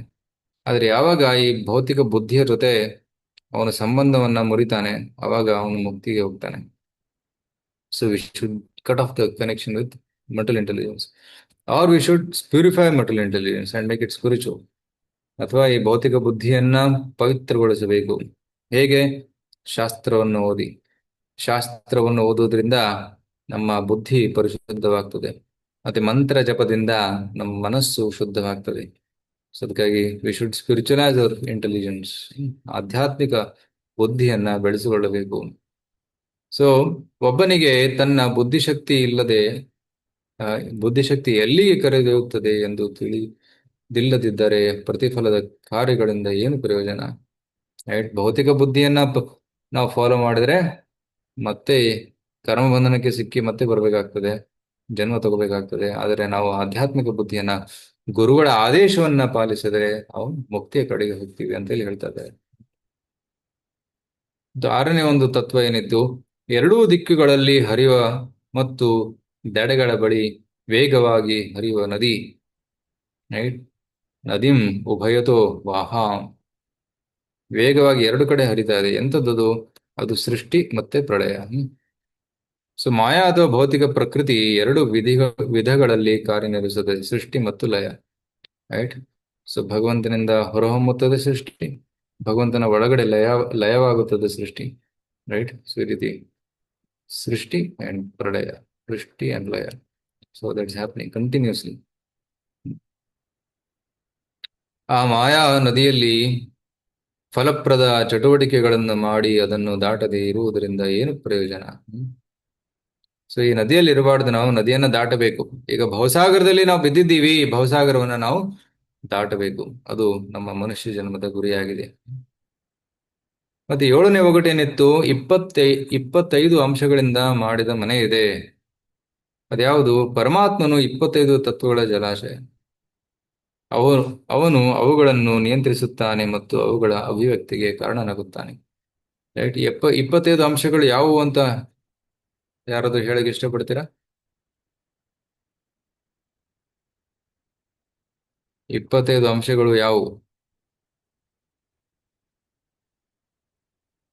ಮಹತ್ತತ್ವ ಅಹಂಕಾರದೆಲ್ಲ ಬರ್ತಲ್ಲ, ಅದಾ ಪ್ರಭುಜಿ? ಹಾ, ಎಸ್. 5 ಕರ್ಮೇಂದ್ರಿಯಗಳು, ಅದರಲ್ಲಿ 5 ಪಂಚಭೂತಗಳು. ಪಂಚಭೂತಗಳು, ಓಕೆ. ಪಂಚಭೂತಗಳು 5 ಆಯ್ತು. ನಂತರ ಮಹತ್ತತ್ವ, ಜ್ಞಾನೇಂದ್ರಿಯ 5, ಜ್ಞಾನೇಂದ್ರಿಯ 5, ಪಂಚೇಂದ್ರಿಯ 5, ಕರ್ಮೇಂದ್ರಿಯ, ಬುದ್ಧಿ, ಓಕೆ, 15 ಆಯ್ತು. ಮನಸ್ಸು, ಪಂಚೇಂದ್ರ ಬುದ್ಧಿ, ಕರ್ಮೇಂದ್ರಿಯ, ಅಹಂಕಾರ, ಪಂಚ ಜ್ಞಾನೇಂದ್ರಿಯ, ಪಂಚ ಮಹಾಭೂತ, ಮತ್ತೆ ಮನಸ್ಸು, ಬುದ್ಧಿ, ಅಹಂಕಾರ. ಈ 18 ಆಯ್ತು. ಇದು ಹರೇ ಕೃಷ್ಣ ಪ್ರಭು, 5 ಇಂದ್ರಿಯ ವಸ್ತುಗಳು. ಇಂದ್ರಿಯ ಹಾ, ವಸ್ತುಗಳು 5. ಇಂದ್ರಿಯ ವಸ್ತುಗಳು 5. ಸೊ 22 ಆಯ್ತು. ಸರಿ, 23 ಆಯ್ತು. ಮನಸ್ಸು, ಆತ್ಮ, ಪರಮಾತ್ಮ. ಹಾ, ಮನಸ್ಸು, ಬುದ್ಧಿ, ಅಹಂಕಾರ, ಚಿತ್ತ. ಚಿತ್ತ ಅಂದ್ರೆ ಮಹತ್ತತ್ವ ಅಂತ ಇಟ್ಕೊಳ್ಳಿ. ಮಹತ್ತತ್ವ ಇಸ್ 24th ಎಲಿಮೆಂಟ್. ಹರೇ ಕೃಷ್ಣ ಪ್ರಭು, ಪ್ರಧಾನ. ಪ್ರಧಾನ 25 ಆಯ್ತು. ರೈಟ್. ಸೊ ಈ ರೀತಿ ಟೋಟಲ್ 25 ಅಂಶಗಳಿಂದ ಈ ಜಗತ್ತು ಸೃಷ್ಟಿಯಾಗಿದೆ. ಕರೆಕ್ಟ್. ಸೊ ಚೆನ್ನಾಗಿ ನೆನ್ಪಿಟ್ಕೊಂಡಿದ್ದಾರೆ ತಾವೆಲ್ಲರೂ. ಇದು ಸುಮಾರು 3ನೇ ಸ್ಕಂದದಲ್ಲಿ ಚರ್ಚೆ ಮಾಡಿದ್ದ ವಿಷಯ ಇದ್ದಾರೆ. So 25 elements create this whole world. Some say 25, some say 26, some say 27. Right. ಆತ್ಮ 25ನೇ 26ನೇ ಎಲಿಮೆಂಟ್ ಆಗ್ತದೆ, ಪರಮಾತ್ಮ 27ನೇ ಎಲಿಮೆಂಟ್ ಆಗ್ತದೆ. ಟೋಟಲ್ ಸೊ ಭೌತಿಕ ಅಂಶಗಳು 25 ಅಂತ ಹೇಳ್ಬೋದು. ಆ ಪರಮ ಪುರುಷನನ್ನು ತಿಳಿಯದೆ ಕರ್ಮದಲ್ಲಿ ತೊಡಗಿದರೆ ಏನು ಪ್ರಯೋಜನ ಅಂತ ಇಲ್ಲಿ ಪ್ರಶ್ನೆ. ಸೊ ಅದಕ್ಕೆ ನಾವು ಪರಮಾತ್ಮನನ್ನ ತಿಳಿಯಬೇಕು. ಮತ್ತೆ ಇಲ್ಲಿ ಹಂಸ ಇದೆ, ವಿವಿಧ ಶಬ್ದಗಳನ್ನು ಕಂಪಿಸುವ ಮಾತನಾಡುವ ಒಂದು ಹಂಸವಿದೆ. ಅದೇನು ಹಂಸ ಅಂತಂದ್ರೆ ಶಾಸ್ತ್ರ. ರೈಟ್. ಭಗವಂತನನ್ನು ವಿವರಿಸುವ ಶಾಸ್ತ್ರಗಳು ಅಥವಾ ವ್ಯಕ್ತಿಗಳು. ಸೊ ಶಾಸ್ತ್ರದಿಂದಲೂ ನಾವು ಭಗವಂತನ ತಿಳಿಯಬಹುದು, ಮತ್ತೆ ಭಕ್ತರಿಂದಲೂ ಭಗವಂತನನ್ನು ತಿಳಿಯಬಹುದು. ಬಂಧನ ಮತ್ತು ಮುಕ್ತಿಯನ್ನು ವಿವರಿಸುತ್ತಾರೆ ಮತ್ತು ವಸ್ತುವಿನಿಂದ ಚೈತನ್ಯವನ್ನು ವಿವೇಚಿಸುತ್ತಾರೆ. ಅಂಡ್ ಜಡ ಮತ್ತೆ ಜೀವಂತ ವಸ್ತುವನ್ನ ಅವರು ವಿವೇಚಿಸುತ್ತಾರೆ. ಡಿಸ್ಕ್ರಿಮಿನೇಟ್. ಆ ಒಂದು ಡಿಸ್ಕ್ರಿಮಿನೇಷನ್ ಪವರ್ ನಮಗೆ ಶಾಸ್ತ್ರದಿಂದ ದೊರಕುತ್ತದೆ. ಸೊ ಕರ್ಮದಲ್ಲಿ ತೊಡಗಿ ಶಾಸ್ತ್ರಗಳ ಅಧ್ಯಯನವನ್ನು ಬಿಡುವುದರಿಂದ ಏನು ಫಲಿತಾಂಶ? ಕಿಂ ಅಸತ್ ಕರ್ಮ ಭೀರ್ ಭವೇತ್ ಅಂತ ಮಕ್ಕಳು ಹೇಳ್ತಾರೆ. ಮತ್ತೆ 9ನೇ ವಿಷಯ, ಕ್ಷೌರ ಪವ್ಯಂ ಸ್ವಯಂ ಭಮಿ. ಸೊ ತಾನಾಗಿ ಸುತ್ತುತ್ತಿರುವ ಒಂದು ಖಡ್ಗವಿದೆ. ಅದೇನದು? ಶಾಶ್ವತ ಸಮಯ, ಕಾಲಚಕ್ರ. ಬಹಳ ತೀಕ್ಷ್ಣವಾಗಿ ಸುತ್ತುತ್ತದೆ, ಅಡೆತಡೆ ಇಲ್ಲದೆ ಮತ್ತು ಸಂಪೂರ್ಣವಾಗಿ ಸ್ವತಂತ್ರವಾಗಿ ಅದು ಇಡೀ ಪ್ರಪಂಚದ ಚಟುವಟಿಕೆಗಳನ್ನು ನಡೆಸುತ್ತದೆ. ಕಾಲೋಸ್ಮಿ ಲೋಕ ಕ್ಷಯಕೃತ್ ಪ್ರವೃದ್ಧೋ ಲೋಕಾನ್ ಸಮಾಹೃತಿಮಿವ ಪ್ರವೃತ್ತಃ ತ್ವಾಂ ನ ಭವಿಷ್ಯಂತಿ ಸರ್ವೇ ತೇವ ಸ್ಥಿತಾ ನಿಕೇಶ್ ಯೋದ್ಧಾಃ. ಸೊ ಇಲ್ಲಿ ಎಲ್ಲರೂ ಕುರುಕ್ಷೇತ್ರದ ರಣರಂಗದಲ್ಲಿ ಪಾಂಡವರು ಹೊರತಾಗಿ ಎಲ್ಲರೂ ಸಾಯ್ತಾರೆ ಅಂತ ಇಲ್ಲಿ ಕೃಷ್ಣ ಹೇಳ್ತಾನೆ. ಸೊ ಕಾಲ ತುಂಬಾ ತೀಕ್ಷ್ಣವಾಗಿ ಅದು ಸಾಗ್ತಾ ಇದೆ, ಎಲ್ಲರ ಜೀವನವನ್ನು ಕತ್ತರಿಸ್ತಾ ಇದೆ. ಕಾಲದ ಶಾಶ್ವತ ಅಂಶವನ್ನು ಅಧ್ಯಯನ ಮಾಡಲು ಪ್ರಯತ್ನಿಸದಿದ್ದರೆ ತಾತ್ಕಾಲಿಕ ಕರ್ಮದಿಂದ ಏನು ಪ್ರಯೋಜನ ಪಡೆಯಬಹುದು ಅನ್ನೋ ಒಂದು ಪ್ರಶ್ನೆಯನ್ನು ಇಲ್ಲಿ ಅವರು ಕೇಳ್ತಾ ಇದ್ದಾರೆ. ಸೊ ಅಂತಿಮವಾಗಿ ನಾರದರು ಹೇಳ್ತಾರೆ, ನಿಮ್ಮ ತಂದೆ ಸರ್ವಜ್ಞ, ನಿಮ್ಮ ತಂದೆಯ ನೈಜ ಉದ್ದೇಶ ತಿಳಿಯದೆ ನೀವು ಹೇಗೆ ಪ್ರಜೋತ್ಪತ್ತಿ ಮಾಡುವಿರಿ? ಇಲ್ಲಿ ತಂದೆ ಅಂತಂದ್ರೆ ಯಾರು? ಸಾಮಾನ್ಯವಾಗಿ ತಂದೆ ಅಂತಂದ್ರೆ ಇಲ್ಲಿ ದಕ್ಷ ಆಗ್ತಾನೆ, ಕರೆಕ್ಟ್? ಸೊ ಸಾಮಾನ್ಯ ದೃಷ್ಟಿಯಿಂದ ನೋಡಿದ್ರೆ ಇವನು ದಕ್ಷ ಇಲ್ಲಿ. ಆದರೆ ನಾರದರು ಹೇಳುವುದೇನು, ನಿಮ್ಮ ನಿಜವಾದ ತಂದೆ ಯಾರು ಪರಮಾತ್ಮ. ಅಂತ ಕೃಷ್ಣ. ಭಗವಂತ. ಸೊ ಭಗವಂತನ ಆದೇಶ ಏನಿದೆ ನಮಗೆಲ್ಲ, ಭಗವಂತ ನಮಗೆ ಕೊಟ್ಟಿರೋ ಆದೇಶ ಏನು? ಅಲ್ಟಿಮೇಟ್ ಇನ್ಸ್ಟ್ರಕ್ಷನ್, ಸರ್ವಧರ್ಮಾನ್ ಪರಿತ್ಯಜ್ಯ ಧರ್ಮ ಪರಿತ್ಯಜ್ಯ ಮಾಮೇಕಂ ಶರಣಂ ರಜ. ಎಲ್ಲದನ್ನ ತ್ಯಾಗ ಮಾಡಿ ನನಗೆ ಶರಣಾಗು ಅಂತ ಹೇಳ್ತಾನೆ ಕೃಷ್ಣ. ಸೊ ಭಗವಂತನಿಗೆ ಶರಣಾಗುವುದೇ ನಮ್ಮ ನಿಜವಾದ ಉದ್ದೇಶ ಆಗಬೇಕು. ಆದರೆ ನೀವು ಇಲ್ಲಿ ತಂದೆ ಮಾತನ್ನು ಕೇಳಿ, ದಕ್ಷನ ಮಾತನ್ನು ಕೇಳಿ ನೀವು ಸಂತಾನೋತ್ಪತ್ತಿಗೋಸ್ಕರ ಇಲ್ಲಿ ತಪಸ್ ಮಾಡ್ತಾ ಇದ್ದೀರಾ. ಇದು ಯಾಕೆ? ಕಿಂ ಅಸತ್ಕರ್ಮ ಭವೇತ್. ಸೊ ಮಕ್ಕಳೆಲ್ಲ ತಿಳ್ಕೊಂತಾರೆ, ಓ ಹೌದು, ನಮ್ಮ ತಂದೆ ನಿಜವಾದ ಆದೇಶನು ಭಗವಂತನಿಗೆ ಶರಣಾಗಬೇಕು ಅಂತ. ಸೊ ಮುಕ್ತಿಯನ್ನು ಕಲಿಸುವ ಮೂಲ ಪಿತಾಮಹ ಶಾಸ್ತ್ರದ ಸೂಚನೆಯನ್ನು ಒಬ್ಬರು ಸ್ವೀಕರಿಸಬೇಕು. ಶಾಸ್ತ್ರ ತಿಳಿಯದೆ ಗುಣಗಳಲ್ಲಿ ಸಿಕ್ಕಿ ಹಾಕಿಕೊಂಡಿರುವ ಅಜ್ಞಾನಿಯು ಸಂತತಿಯನ್ನು ಹೇಗೆ ಸೃಷ್ಟಿಸಲು ಸಾಧ್ಯ? ಸೊ ಇಲ್ಲಿ ನಾವು ಫಸ್ಟ್ ಶಾಸ್ತ್ರ ತಿಳ್ಕೋಬೇಕು. ಶಾಸ್ತ್ರದ ಒಂದು ಮಾತೇನು? ಭಗವಂತನಿಗೆ ಶರಣಾಗಬೇಕು ಅನ್ನೋದು. ಈ ರೀತಿ ಮಕ್ಕಳೆಲ್ಲ ಈ 10 ಒಗಟುಗಳನ್ನ ಅರ್ಥ ಮಾಡ್ಕೊಂಡ್ರು. ನೋಡಿ ಎಷ್ಟು ಬುದ್ಧಿವಂತರು ಅವರೆಲ್ಲರೂ. ಸೊ ನಾರದರ ಒಗಟನ್ನು ಅರ್ಥ ಮಾಡಿಕೊಂಡು ಅವರು ವೈರಾಗ್ಯದ ದಾರಿಗೆ ಸಿದ್ಧರಾಗ್ತಾರೆ. ಕಿಂ ಅಸತ್ಕರ್ಮ ಭವೇತ್. ಯಾಕೆ ನಾವು ಈ ರೀತಿ ಅಸತ್ಕರ್ಮಗಳನ್ನ ಮಾಡಬೇಕು? Let us do only spiritual activities ಅಂತ ಅವರು ಆಧ್ಯಾತ್ಮಿಕ ಚಟುವಟಿಕೆಗಳಲ್ಲಿ ತೊಡಗಲು ಹೋಗ್ತಾರೆ. ಸೊ ಈಗ ನಾವು 20 ಶ್ಲೋಕಗಳನ್ನ ಮುಗಿಸಿದ್ದೀವಿ. ಸೊ 11ನೇ ಶ್ಲೋಕದಲ್ಲಿ ಭೌತಿಕ ದೇಹದ ಬಗ್ಗೆ ಹೇಳಿದ್ರು. ಹಲವಾರು ದೇಹಗಳನ್ನ, ಹೇಗೆ ಈ ಪಕ್ಷಿ ಪಿಂಜರದಲ್ಲಿದೆ ಆ ರೀತಿ ನಾವು ಹಲವಾರು ಪಿಂಜರಗಳನ್ನ, ದೇಹಗಳನ್ನ, ಹೆಸರುಗಳನ್ನ ಪಡೆದುಕೊಂಡು ಅಂತ್ಯವಿಲ್ಲದಷ್ಟು ಜನ್ಮದಲ್ಲಿ ನಾವು ಸಾಗಿ ಬಂದಿದ್ದೇವೆ. 2ನೇ ಒಗಟು ಪರಮಪ್ರಭು ಒಬ್ಬನು, ಏಕ ಏವ ಈಶ್ವರ, ಒಬ್ಬನೇ ಈಶ್ವರನಿದ್ದಾನೆ. ಅವರು ಯಾರು? ಕೃಷ್ಣ. ಮತ್ತೆ ಒಂದು ಬಿಲ ಇದೆ, ಆ ರಂಧ್ರವಿದೆ, ಆ ರಂಧ್ರದಲ್ಲಿ ಹೋದ ಮೇಲೆ ವಾಪಸ್ ಬರೋಗಿಲ್ಲ, ಅದು ವೈಕುಂಠ. 13ನೇ ಶ್ಲೋಕದಲ್ಲಿ ಅದು ವರ್ಣನೆ ಆಗಿದೆ. 14ನೇ ಶ್ಲೋಕದಲ್ಲಿ ಒಂದು ವೇಶ್ಯ ವರ್ಣನೆ ಇದೆ, ಅದು ನಮ್ಮ ಬುದ್ಧಿ, ಅಸ್ಥಿರ ಬುದ್ಧಿ, ಮಟಲಿಸ್ಟಿಕ್ ಬುದ್ಧಿ. ಆದರೆ ಬುದ್ಧಿಯ ಗಂಡನಿದ್ದಾನೆ ಜೀವಾತ್ಮ.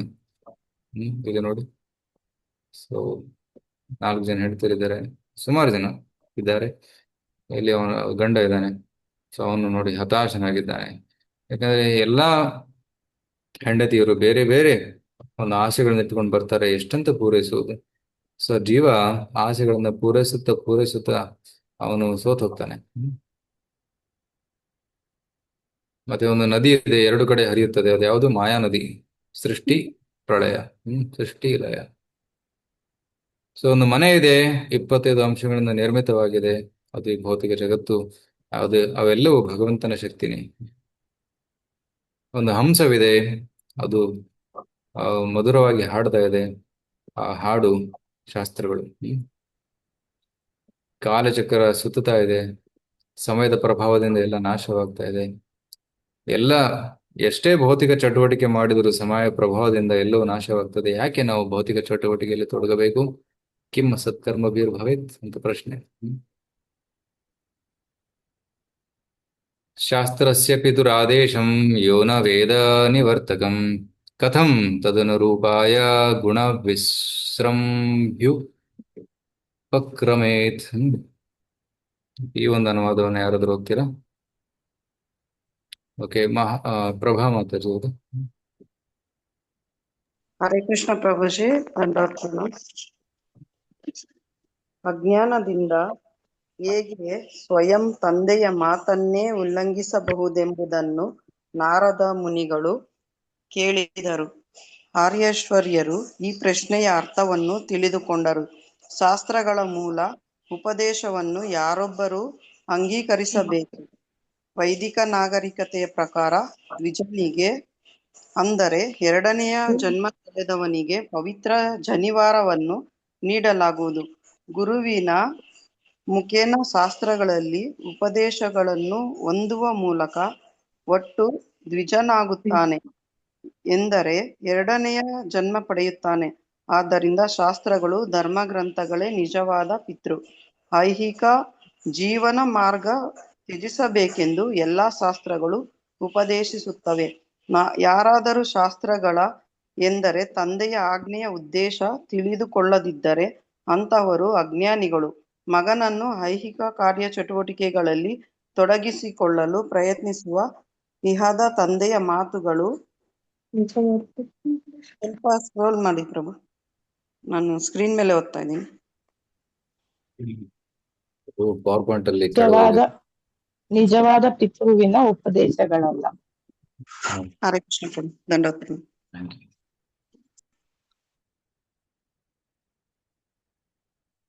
ಸೊ ಶಾಸ್ತ್ರಗಳಲ್ಲಿ ಕೂಡ ಎರಡು ಪ್ರಕಾರದ ಉಪದೇಶಗಳು ಬರ್ತವೆ. ಒಂದು ಪ್ರವೃತ್ತಿ, ಇನ್ನೊಂದು ನಿವೃತ್ತಿ. ಪ್ರವೃತ್ತಿ ಅಂತಂದ್ರೆ ಭೌತಿಕ ಬಂಧನದಲ್ಲಿ, ಭೌತಿಕ ಚಟುವಟಿಕೆಗಳಲ್ಲಿ ತೊಡಗುವುದು ಪ್ರವೃತ್ತಿ ಮಾರ್ಗ. ಒಳ್ಳೆ ಕೆಲಸ ಮಾಡಿ ಸ್ವರ್ಗಕ್ಕೆ ಹೋಗುವುದು, ಶ್ರೀಮಂತನಾಗುವುದು, ಒಳ್ಳೆ ಸಂತಾನವನ್ನು ಪಡೆಯುವುದು, ಇದು ಪ್ರವೃತ್ತಿ ಮಾರ್ಗ. ಇನ್ನೊಂದಿದೆ ನಿವೃತ್ತಿ ಮಾರ್ಗ. ನಿವೃತ್ತಿ ಮಾರ್ಗ ಅಂತಂದ್ರೆ ಈ ವೈಂಡ್ ಅಪ್ ಮಾಡೋದು, ಎಲ್ಲ ನಿವೃತ್ತಿ ಮಾಡಿ, ಅಂದ್ರೆ ನಿವೃತ್ತಿ ಅಂದ್ರೆ ರಿಟೈರ್, ಎಲ್ಲಾ ಭೌತಿಕ ಚಟುವಟಿಕೆಗಳಿಂದ ರಿಟೈರ್ಡ್ ಆಗಿ ಭಗವದ್ಧಾಮಕ್ಕೆ ಮರಳುವುದು. ಸೊ ಅದು ನಿವೃತ್ತಿ ಮಾರ್ಗ. ಸೊ ಪ್ರವೃತ್ತಿ ಅಂಡ್ ನಿವೃತ್ತಿ. ಸೊ ಈ ಎರಡರಲ್ಲಿ ನಾವು ಯಾವುದನ್ನು ಅನುಸರಿಸಬೇಕು, ಪ್ರವೃತ್ತಿ ಮಾರ್ಗ ಅಥವಾ ನಿವೃತ್ತಿ ಮಾರ್ಗ? ನಿವೃತ್ತಿ ಮಾರ್ಗ. ನಿವೃತ್ತಿ ಮಾರ್ಗ. ಆದ್ರೆ ಶಾಸ್ತ್ರದಲ್ಲಿ ಪ್ರವೃತ್ತಿ ಮಾರ್ಗ ಯಾಕೆ ಕೊಟ್ಟಿದ್ದಾರೆ ಅಂದ್ರೆ, ಅಂದ್ರೆ ನಾವು ಮೊದಲು ಗೃಹಸ್ಥಾಶ್ರಮ ಅದನ್ನಲ್ಲಿದ್ದು ಅಲ್ಲೆಲ್ಲ ಇದ್ ಮಾಡ್ಕೊಂಡು ನಂತರ ವಾನಪ್ರಸ್ಥ ಇದು ಸನ್ಯಾಸ ತಗೋಬೇಕು ಅಂತ. ಯಾಕಂದ್ರೆ ಎಲ್ಲರೂ ನಿವೃತ್ತಿ ಮಾರ್ಗಕ್ಕೆ ಯೋಗ್ಯರು ಇರ್ಲಿಕ್ಕಿಲ್ಲ. ಸೊ ನಿವೃತ್ತಿ ಮಾರ್ಗಕ್ಕೆ ಕೆಲವರು ಮಾತ್ರ ಯೋಗ್ಯರು ಇರ್ತಾರೆ. ಸಾಮಾನ್ಯ ಜನಸಂಖ್ಯೆ ಅವರೆಲ್ಲರೂ ಪ್ರವೃತ್ತಿ ಮಾರ್ಗದಲ್ಲಿ ತುಂಬಾ ಇಂಟ್ರೆಸ್ಟ್. ದುಡ್ಡು ಸಿಗುತ್ತೆ ಬನ್ನಿ ಯಜ್ಞ ಮಾಡೋಣ ಅಂತ ಬರ್ತಾರೆ ಜನ. ಮಳೆ ಬರುತ್ತೆ ಅಂದ್ರೆ ಬರ್ತಾರೆ, ಯಜ್ಞ ಮಾಡಿದ್ರೆ ಮಳೆ ಬರ್ಸ್ತೀವಿ ಬನ್ನಿ ಅಂತ ಬರ್ತಾರೆ. ಸೊ ಈ ರೀತಿ ಭೌತಿಕ ಆಸೆಗಳು ಜನರಲ್ಲಿದೆ. ಅದಕ್ಕೆ ಶಾಸ್ತ್ರದಲ್ಲಿ ಕೂಡ ಪ್ರವೃತ್ತಿ ಮಾರ್ಗವನ್ನು ಕೊಟ್ಟಿದ್ದಾರೆ. ಆದ್ರೆ ಪ್ರವೃತ್ತಿ ಮಾರ್ಗ ಮಾಡುತ್ತಾ ಮಾಡುತ್ತಾ ಅವ್ರಿಗೆ ಅರ್ಥ ಆಗ್ತದೆ, ಎಲ್ಲ ಅಂತವಂತೂ ಫಲಂ ತೇಷಾಂ ತದ್ಭವತಿ ಅಲ್ಪಮೇಧಸಾಂ. ಈ ಪ್ರವೃತ್ತಿ ಮಾರ್ಗವನ್ನು ಅನುಸರಿಸಿ ಕರ್ಮಕಾಂಡವನ್ನು ಮಾಡಿ ಅದರಿಂದ ಸಿಗುವಂತ ಫಲ ಏನಿದೆ ಅದು ಕೂಡ ಕ್ಷಣಿಕವಾಗಿದೆ. ಯಾಕೆ ನಾವು ಇಂಥ ಕ್ಷಣಿಕವಾದ ಲಾಭವನ್ನ ಪಡೆದು ಸಂತುಷ್ಟರಾಗಿರ್ಬೇಕು? Let's go for spiritual benefit. ನಾವು ಆಧ್ಯಾತ್ಮಿಕ ಬೆನಿಫಿಟ್ ಅನ್ನ ಪಡೆಯೋಣ ಅಂತ ಅವರು ನಿವೃತ್ತಿ ಮಾರ್ಗದ ಕಡೆ ಸಾಗುತ್ತಾರೆ. ಸೊ ಅದಕ್ಕೆ ಪ್ರವೃತ್ತಿ ಮಾರ್ಗವನ್ನ ಯಾರಿಗೆ ಕೊಟ್ಟಿದ್ದಾರೆ ಅಂತಂದ್ರೆ, ಯಾರು ನಿವೃತ್ತಿ ಮಾರ್ಗಕ್ಕೆ ಯೋಗ್ಯರಲ್ಲ ಅಂತವರಿಗೋಸ್ಕರ ಈ ಪ್ರವೃತ್ತಿ ಮಾರ್ಗವನ್ನು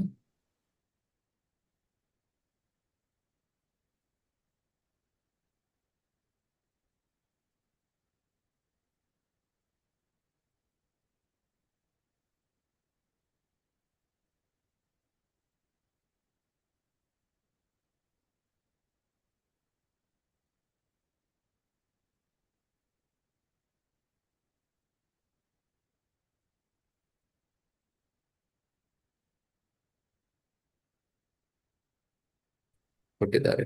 ಅರ್ಥ ಆಯ್ತಾ?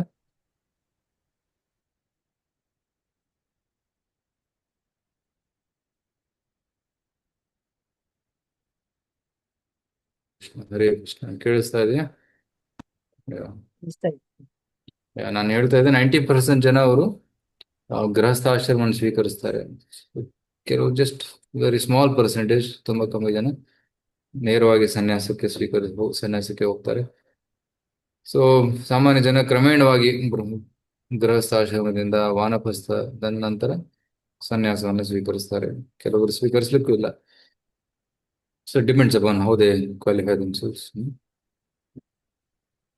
ಓಕೆ.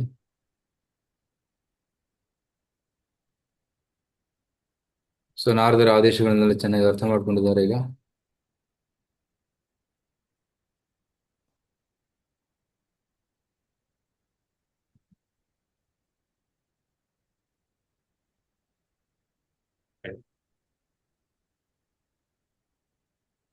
इति व्यवसिता राजन् हर्यश्व एकचेतसः प्रययूतं परिक्रम्य पन्थानम् अनिवर्तनम्. ओके. यशोदा माताजी.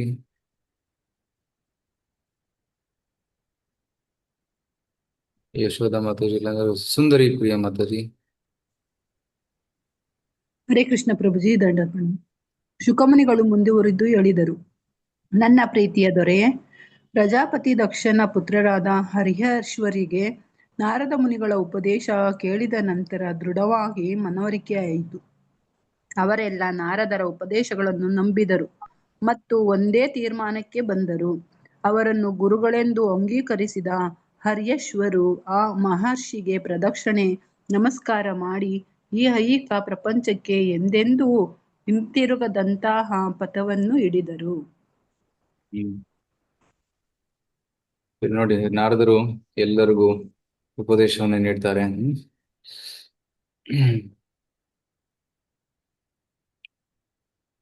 ಸೊ ಅವರು ನಾರದರ ಪ್ರದಕ್ಷಿಣೆಯನ್ನು ಮಾಡಿ ಅವರು ಹೇಳಿದ ಪಥವನ್ನ ಸ್ವೀಕರಿಸ್ತಾರೆ, ಅಂಗೀಕರಿಸ್ತಾರೆ. ಸೊ ಶಿಲ ಪ್ರಭುಪಾದರಲ್ಲಿ ಬರೀತಾರೆ, ನಾರದರು ಇವರಿಂದ ಒಂದು ಪೈಸೆ ಕೇಳಲಿಲ್ಲ, ದಕ್ಷಿಣೆ ಕೇಳಲಿಲ್ಲ, ದುಡ್ಡು ಕೇಳಲಿಲ್ಲ, ಅವ್ರ ಹತ್ರ ಇರ್ಲಿಲ್ಲ ಕೂಡ. ಅವರು ಕಾಡಿಗೆ ತಪಸ್ ಮಾಡೋದು ಬಂದಿದ್ರು, ಆದ್ರೆ ಅವರು ತಮ್ಮ ಜೀವನವನ್ನೇ ಕೊಟ್ಬಿಟ್ರು. They gave their life to Narada. So ಗುರುಗಳಿಗೆ ನಾವು ನಮ್ಮ ಜೀವನವನ್ನ ಸಮರ್ಪಿಸಬೇಕು, ಅವರ ಸೇವೆಯನ್ನು ಮಾಡಬೇಕು. ಯಾಕಂದ್ರೆ ಗುರುಗಳು ನಮಗೆ ಎಂತ ಉಪದೇಶವನ್ನು ಕೊಡ್ತಾ ಇದ್ದಾರೆ ಅಂದ್ರೆ ನಮ್ಮನ್ನ ನಮ್ಮ ನಿಜವಾದ ತಂದೆ ಜೊತೆ ಜೋಡಿಸ್ತಾ ಇದ್ದಾರೆ. ಅಂತಹ ಒಂದು ಮಹಾನ್ ಸೇವೆಯನ್ನು ಅವರು ಮಾಡ್ತಾ ಇದ್ದಾರೆ. ಸೊ ಅಂತವರಿಗೆ ನಾವು ಕೃತಜ್ಞತೆಯನ್ನು ವ್ಯಕ್ತಪಡಿಸಬೇಕು, ನಮ್ಮ ಜೀವನವನ್ನ ಸಮರ್ಪಣೆ ಮಾಡಿ. ಸೊ ಇಂತಹ ಗುರುಗಳ ಒಂದು ಸಂಪರ್ಕ ಅದು ಕೃಷ್ಣನ ಅನುಗ್ರಹವೇ. ಇಲ್ಲಾಂದ್ರೆ ಇಂತಹ ಗುರುಗಳ ಸಂಪರ್ಕ ಸಿಗೋದು ತುಂಬಾ ಕಷ್ಟ. ಸ್ವರ್ ಬ್ರಹ್ಮಣಿ ನಿರ್ಭಾತ ಋಷಿಕೇಶ ಪದಾಂಬುಜೆ ಅಖಂಡಂ ಚಿತ್ತಮಾವೇಶ್ಯ ಲೋಕಾನುಚರ್ಮುನಿ. ಯಶೋಧ ಮಾತಾಜಿ ಇದ್ದೀರಾ? ಹರೇ ಕೃಷ್ಣ. ದಂಡೋತ್ ಪ್ರಣಾಮ್ ಪ್ರಭುಜಿ. ಹರೇ ಕೃಷ್ಣ. ಸರಿಗಮಪದ ಮತ್ತು ಈ ಸಪ್ತಸ್ವರವನ್ನು ಸಂಗೀತ ವಾದ್ಯಗಳಲ್ಲಿ ಬಳಸಲಾಗುತ್ತದೆ, ಆದರೆ ಮೂಲಭೂತವಾಗಿ ಅವು ಸಾಮವೇದದಿಂದ ಬಂದವು. ಮಹರ್ಷಿ ನಾರದರು ಪರಮಪ್ರಭುವಿನ ಲೀಲೆಯನ್ನು ವರ್ಣಿಸುತ್ತಾ ಸ್ವರ ತರಂಗವನ್ನು ಉಂಟು ಮಾಡುತ್ತಾರೆ. ಹರೇ ಕೃಷ್ಣ ಕೃಷ್ಣ ಕೃಷ್ಣ ಹರೇ ಹರೇ, ಹರೇ ರಾಮ ರಾಮ ರಾಮ ಹರೇ ಹರೇ ಎಂಬಂತಹ ದಿವ್ಯ ಧ್ವನಿ ತರಂಗಗಳ ಮೂಲಕ ಅವರು ಭಗವಂತನ ಪಾದಪದ್ಮಗಳಲ್ಲಿ ತಮ್ಮ ಮನಸ್ಸನ್ನು ನೆಲೆಗೊಳಿಸುತ್ತಾರೆ.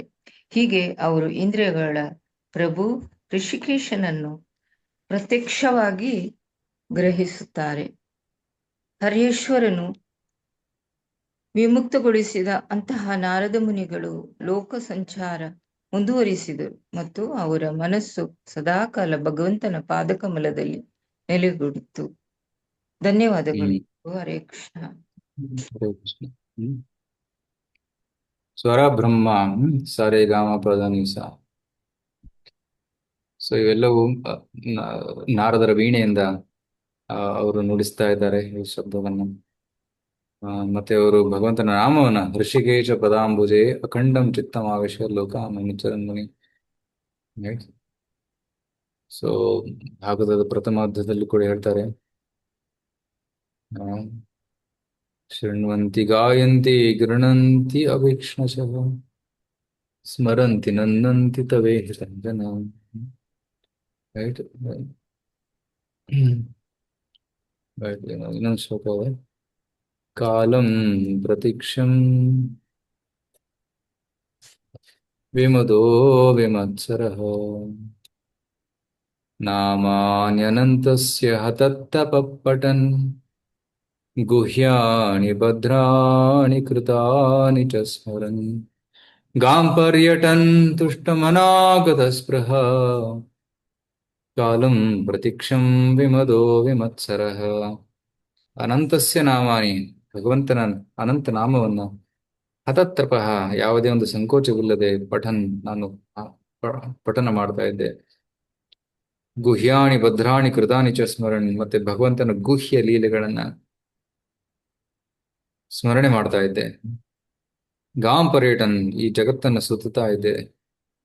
ತುಷ್ಟಮನ, ಸಂತುಷ್ಟನಾಗಿ. ಗತಸ್ಪೃಹ, ಯಾವುದೇ ಒಂದು ಆಸೆಗಳಿಲ್ಲದೆ.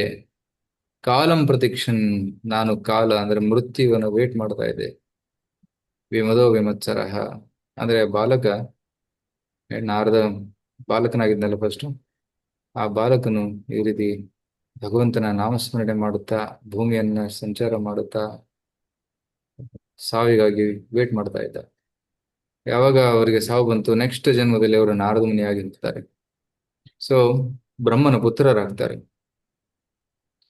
ಈ ರೀತಿ ನಾರದರು ಸದೈವ ಭಗವಂತನ ನಾಮವನ್ನು ಉಚ್ಚಾರಣೆ ಮಾಡುತ್ತಾ ಹರೇ ಕೃಷ್ಣ ಹೇಳುತ್ತಾ ಅವರು ಪ್ರಚಾರವನ್ನು ಮಾಡ್ತಾ ಇದ್ದಾರೆ. ನಾರದ ಮುನಿ ಭಜಯ ವೀಣಾ ರಾಧಿಕಾ ರಮಣ ನಾಮನಿ ಉದಿತ ಹಾಯ್ ಭಗತ ಗೀತ ಸಾಮ್ಯ. ಸೊ ಪ್ರಭಾದರು ಸಂಪೂರ್ಣ ಹಾಡನ್ನು ಇಲ್ಲಿ ಬರಿತಾ ಇದ್ದಾರೆ ನೋಡಿ. It is writing the full song here. ಅದರ ಅನುವಾದವನ್ನು ಕೂಡ ಬರಿತಾ ಇದ್ದಾರೆ. ಸೊ ನಿಮ್ಗೆ ಹೋಮ್ವರ್ಕ್ ಇದೆ. ಇದೇನದು, ಈ ಒಂದು ಹಾಡನ್ನ ನೀವು ಓದಿ ಈ ಹಾಡಿನ ಅರ್ಥವನ್ನು ನೀವು ತಿಳ್ಕೋಬೇಕು. 22ನೇ ಶ್ಲೋಕದಲ್ಲಿ ಈ ಹಾಡಿದೆ. ಇದರ ಅರ್ಥ ಏನು, ನಾನು ಜಸ್ಟ್ ಸಂಕ್ಷಿಪ್ತವಾಗಿ ಹೇಳ್ತೀನಿ, ತಾವು ಮತ್ತೆ ಏನು ಚೆನ್ನಾಗಿ ಓದಿ. ನಾರದ ಮುನಿ ವೀಣೆಯನ್ನ ಬಾರಿಸುತ್ತಾ ರಾಧಿಕಾ ರಮಣನ ಹೆಸರನ್ನು ಹೇಳಿದಾಗ ಏನಾಗ್ತದೆ, ಭಕ್ತರ ಸಂಘದಲ್ಲಿ ಅವರು ಕೀರ್ತನೆ ಮಾಡಿದಾಗ ನಮಿಯಧರ ವರಿಷ ಘನ ಶ್ರವಣ ಯುಗಲಗೀಯ, ಆ ಎರಡು ಕಿವಿಯಿಂದ ಯಾವಾಗ ಅದನ್ನ ಕೇಳ್ತೀವಿ ಅದು ತುಂಬಾ ಆನಂದವಾಗ್ತದೆ. ಭಕ್ತ ಜನ ಸಂಗನಚೆ ಭರಿಯಾಪನಹೀಯ, ಮತ್ತೆ ಎಲ್ಲ ಭಕ್ತರ ಜೊತೆ ನಾವು ಆ ಅಮೃತವನ್ನು ಪಾನ ಮಾಡುತ್ತಾ ತುಂಬಾ ಸಂತುಷ್ಟರಾಗಿ ನೃತ್ಯವನ್ನು ಮಾಡ್ತೇವೆ. ಮಾಧುರಿ ಪುರಿ ಆಸಬ ಪಾಶಿ ಮಾತಾಯ ಜಗತ ಜನೆ ಕೆಹವ ಕಾಂದೆ ಕೆಹವ ನಾಚೆ ಕೆಹ ಮಾತಿ ಮನೆ ಮನೆ. ಈ ಆನಂದದಲ್ಲಿ ಕೆಲವರು ಅಳ್ತಾ ಇದ್ದಾರೆ, ಕೆಲವರು ನಗ್ತಾ ಇದ್ದಾರೆ, ಕೆಲವರು ಕುಣಿತಾ ಇದ್ದಾರೆ. ಪಂಚವದನ ನಾರದ ಧರಿ, ಪಂಚವದನ ಅಂದ್ರೆ ಶಿವ, ನಾರದನನ್ನು ಹಿಡ್ಕೊಂಡು ಪ್ರೇಮೇರ ಸಂಗನರೋ, ಸೊ ದೇ ಆರ್ ಡ್ಯಾನ್ಸಿಂಗ್.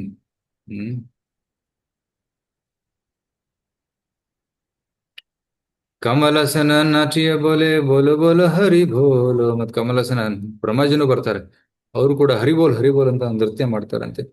ಸಹಸ್ರಾನನ ಪರಮ ಸುಖೆ ಹರಿ ಹರಿ ಬೋಲ ಜೀ ಗಾಯ. ಸಹಸ್ರಾನ ಅನಂತ ಅನಂತ ಶೇಷ ಬಂದು ಸಾವಿರಾರು ಮುಖಗಳಿಂದ ಹರಿ ಹರಿ ಹೇಳ್ತಾನೆ. ನಾಮ ಪ್ರಭಾವೇ ಮತಿಲ ವಿಶ್ವ ನಾಮರಸ ಸಬಪಾಯ. ಇಡೀ ನಾಮರಸದಲ್ಲಿ ಜಗತ್ತು ಮುಳುಗೋಗ್ಬಿಟ್ಟಿದೆ ಅಂತೆ.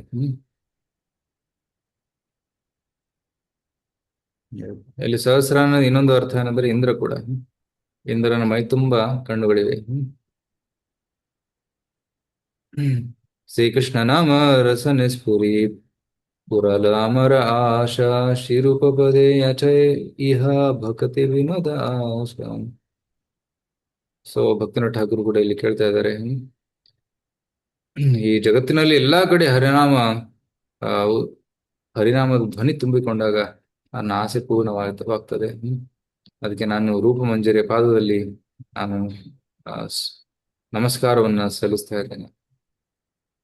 ನಮಸ್ಕಾರವನ್ನು ಸಲ್ಲಿಸಿ ಏನ್ ಬೇಡ್ಕೊಂತೇನೆ, ಈ ಹರಿನಾಮ ಎಲ್ಲಾ ಕಡೆ ಹರಡಲಿ ಅಂತ ಬೇಡ್ಕೊಂತೇನೆ ಅಂತ ಇಲ್ಲಿ ಭಕ್ತಿನಾಥ ಠಾಕೂರರು ತಮ್ಮ ಹಾಡಿನಲ್ಲಿ ಬರಿತಾ ಇದ್ದಾರೆ. ನಾಶಂ ನಿಶಮ್ಯ ಪುತ್ರಾಣಾಂ ನಾರದಾಚ್ಛಿಲ ಶಾಲಿನಾಂ ಅವನ್ ಅನ್ವತಪ್ಯತ ಕಃ ಶೋಚನ್ ಸುಪ್ರಜಸ್ತ್ವಂ ಸುಚಾಂ ಪದಂ. ಓಕೆ, ಯಾರು ಪ್ರಭುಜಿ ಸರ್ ಅದ್ರ ಹೋಗ್ತೀರಾ? ಹರೇ ಕೃಷ್ಣ ಪ್ರಭುಜಿ, ನಾವಲ್ಲ ಪ್ರಭುಜಿ. ಹೌದು, ಕೃಷ್ಣಮೂರ್ತಿ. ಪ್ರಜಾಪತಿ ದಕ್ಷನ ಪುತ್ರರಾದ ಹರ್ಯೇಶ್ವರು ಸುಶೀಲರು ಮತ್ತು ಸುಸಂಸ್ಕೃತರು. ಆದರೆ ದುರದೃಷ್ಟವಶಾತ್ ನಾರದ ಮುನಿಗಳ ಉಪದೇಶದಿಂದಾಗಿ ತಮ್ಮ ತಂದೆಯ ಆಜ್ಞೆಯಿಂದ ವಿಮುಖರಾದರು. ನಾರದ ಮುನಿಗಳಿಂದ ಈ ವಿಷಯ ತಿಳಿದ ದಕ್ಷನು ಶೋಕಿಸಲಾರಂಭಿಸಿದನು. ಅವನು ಅಷ್ಟೊಂದು ಜನ ಪುತ್ರರ ತಂದೆಯಾಗಿದ್ದರೂ ಅವರೆಲ್ಲರನ್ನೂ ಕಳೆದುಕೊಂಡಿದ್ದನು. ಖಂಡಿತವಾಗಿಯೂ ಇದು ಶೋಚನೀಯವೇ. ಹರೇ ಕೃಷ್ಣ ಪ್ರಭುಜಿ, ದಂಡವತ್ ಪ್ರಣಾಮ ಪ್ರಭುಜಿ. ಸೊ ದಕ್ಷಿಣಿಗೆ ತುಂಬಾ ನೋವಾಯ್ತು. ಸಹಜ ತಾನೆ. ಸೊ ಮಕ್ಕಳು ಮನೆ ಬಿಟ್ಟು ಹೋದಾಗ ನೋವಾಗ್ತದೆ. ಎಷ್ಟು ಆಸೆ ಇಟ್ಕೊಂಡಿದ್ರು ಅವನನ್ನು. ಕೆಲವೊಮ್ಮೆ ಇಸ್ಕಾನಲ್ಲೂ ಕೂಡ ಈ ರೀತಿ ಆಗ್ತದೆ. ನನ್ನ ಮಗ ಇಂಜಿನಿಯರ್ ಆಗ್ತಾನೆ, ಡಾಕ್ಟರ್ ಆಗ್ತಾನೆ, ದೊಡ್ಡವನಾಗ್ತಾನೆ, ತುಂಬಾ ದುಡ್ಡು ಗಳಿಸ್ತಾನೆ, ಅಮೆರಿಕ ಹೋಗ್ತಾನೆ, ನಮ್ಮ ಕುಲದ ಹೆಸರು ಬೆಳೆಸ್ತಾನೆ ಅಂತ ಸಾಕಷ್ಟು ಆಸೆ ಇಟ್ಕೊಂಡಿರ್ತಾರೆ. ಆದ್ರೆ ಅವನು ಕೆಲವೊಮ್ಮೆ ಇಸ್ಕಾನಲ್ಲಿ ಬ್ರಹ್ಮಚಾರಿ ಆಗ್ಬಿಡ್ತಾನೆ. ಅವಾಗ ಏನಾಗ್ತದೆ? ನೋವಾಗ್ತದೆ. ಸೊ ದಕ್ಷಿಣಗೂ ನೋವಾಯ್ತು. ಒಬ್ಬರಲ್ಲ ಇಬ್ಬರಲ್ಲ, 10,000 ಜನ, 10,000 ಮಕ್ಕಳು ಅವರು ಸನ್ಯಾಸಿಗಳಾದ್ರು. ಸೊ ತುಂಬಾ ನೋವಾಯ್ತು. ತುಂಬಾ ದ್ವೇಷ ಉಂಟಾಯ್ತು, ತುಂಬಾ ಕೋಪ. ಸೊ ಮುಂದೆ ನೋಡ್ತೀರಾ ಹೇಗೆ ಶಾಪ ಕೊಡ್ತಾನೆ ಅಂತ. ಸ ಭೂಯ ಪಂಚಜನ್ಯಾಯಾಂ ಅಜೇನ ಪರಿಸಾನ್ವಿತಃ ಪುತ್ರಾನ್ ಅಜನಯದ್ ದಕ್ಷಃ ಸವಲಸ್ವಾನ್ ಸಹಸ್ರಿಣಃ. ಎಸ್ ಪ್ರಭುಜಿ, ಸೇನಿ ಪ್ರಭುಜಿ. ಹರೇ ಕೃಷ್ಣ ಪ್ರಭುಜಿ. ಎಸ್ ಅನಂತ ಪುತ್ರರನ್ನು ಕಳೆದುಕೊಂಡ ಶೋಕಿಸುತ್ತಿದ್ದ ಪ್ರಜಾಪತಿ ದಕ್ಷನಿಗೆ ಬ್ರಹ್ಮದೇವರು ಉಪದೇಶಗಳಿಂದ ಸಮಾಧಾನ ಹೇಳಿದರು. ಹೀಗಾಗಿ ದಕ್ಷನು ತನ್ನ ಪತ್ನಿ ಪಂಚನಿಯ ಗರ್ಭದಲ್ಲಿ ಇನ್ನೂ 1,000 ಪುತ್ರರನ್ನು ಪಡೆದನು. ಅವನ ಈ ಪುತ್ರರೇ ಸವಲಾಶ್ವರು. ಹರೇ ಕೃಷ್ಣ. ಶವರಾಶ್ವರು 1,000 ಜನ ಮಕ್ಕಳು. ಸೊ ದಕ್ಷ ಏನ್ ಮಾಡ್ತಾನೆ? ಅವರನ್ನು ಕೂಡ ತಪಸ್ ಮಾಡೋದಕ್ಕೆ ಕಳಿಸ್ತಾನೆ. ತೇ ಚ ಪಿತ್ರಾ ಸಮಾಧಿಷ್ಠ ಪ್ರಜಾಸರ್ಗೆ ಧೃತವ್ರತಾಃ ನಾರಾಯಣ ಸರೋ ಜಗ್ಮೋರ್ ಯತ್ರ ಸಿದ್ಧಾ ಸ ಪೂರ್ವಜಾಃ. ಮತ್ತೆ ಯಾರು ಪ್ರವಚಿಸಿದ್ದೀರಾ? ಹರೇ ಕೃಷ್ಣ ಪ್ರಭುಜಿ, ಓದನ ಪ್ರಭುಜಿ. ರಾಮ್ ವೀರ್ ಬಾಹುಗುರು ಓದಿ ಪ್ರಭು. ತಂದೆಯ ಆಜ್ಞಾನುಸಾರ ಎರಡನೆಯ ಗುಂಪಿನ ಮಕ್ಕಳಾದ ಸವಲಾಶ್ವರು ವಂಶಾಭಿವೃದ್ಧಿಗಾಗಿ ನಾರಾಯಣ ಸರಸ್ಸಿಗೆ ತೆರಳಿದರು. ಇದೇ ಸ್ಥಳದಲ್ಲಿ ಅವರ ಸಹೋದರರು ನಾರದರ ಉಪದೇಶಗಳನ್ನು ಅನುಸರಿಸಿ ಸಿದ್ಧಿ ಪಡೆದಿದ್ದರು. ಮಹಾವ್ರತಗಳನ್ನು ಆಚರಿಸುತ್ತಾ ಸವಲಾಶ್ವರರು ಈ ಪುಣ್ಯ ಸ್ಥಳದಲ್ಲಿ ಉಳಿದರು. ಹರೇ ಕೃಷ್ಣ. ನೋಡಿ, ದಕ್ಷ ಮತ್ತೆ ಕಳಿಸ್ತಾ ಇದ್ದಾನೆ. ಅದ್ರ ಅರ್ಥ ಏನು? ಅವ್ರಿಗೆ ಗೊತ್ತಿತ್ತು ತಪಸ್ಸು ಮಾಡುವ ಒಂದು ಮಾಡುವುದು ತುಂಬಾ ಇಂಪಾರ್ಟೆಂಟ್ ಅನ್ನೋದು ಗೊತ್ತಿತ್ತು. ಸೊ ಅದಕ್ಕಾಗಿ ಅವರನ್ನ ಕಳಿಸ್ತಾರೆ.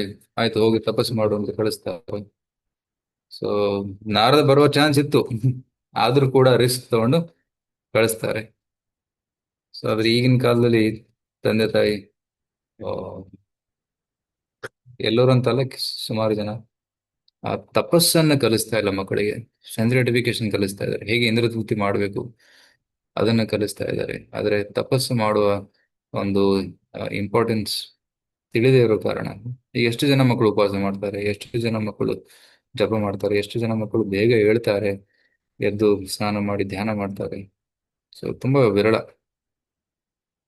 8 ಗಂಟೆ 9 ಗಂಟೆ ಹೇಳ್ತಾರೆ, ಎದ್ದ ತಕ್ಷಣ ಬೆಡ್ ಕಾಫಿ, ಬೆಡ್ ಟೀ ಅಂತ ಮೊಬೈಲ್ ಇಟ್ಕೊಂಡು ಗೇಮ್ ಆಡ್ತಾ ಇರೋದು. ಸೊ ಲೇಟ್ ನೈಟ್ ಮಲ್ಗೋದು. ಸೊ ಈ ರೀತಿ ಒಂದು ಆಚಾರ ವಿಚಾರ ಇದೆಲ್ಲ ಕೆಟ್ಟೋಗ್ತಾ ಇದೆ. ಸೊ ಅದಕ್ಕೆ ತಪಸ್ಸು ಮಾಡೋದನ್ನ ಕಲಿಸ್ಬೇಕು ಅನ್ನೋದನ್ನ ಇಲ್ಲಿ ತಿಳ್ಕೊಬೇಕು.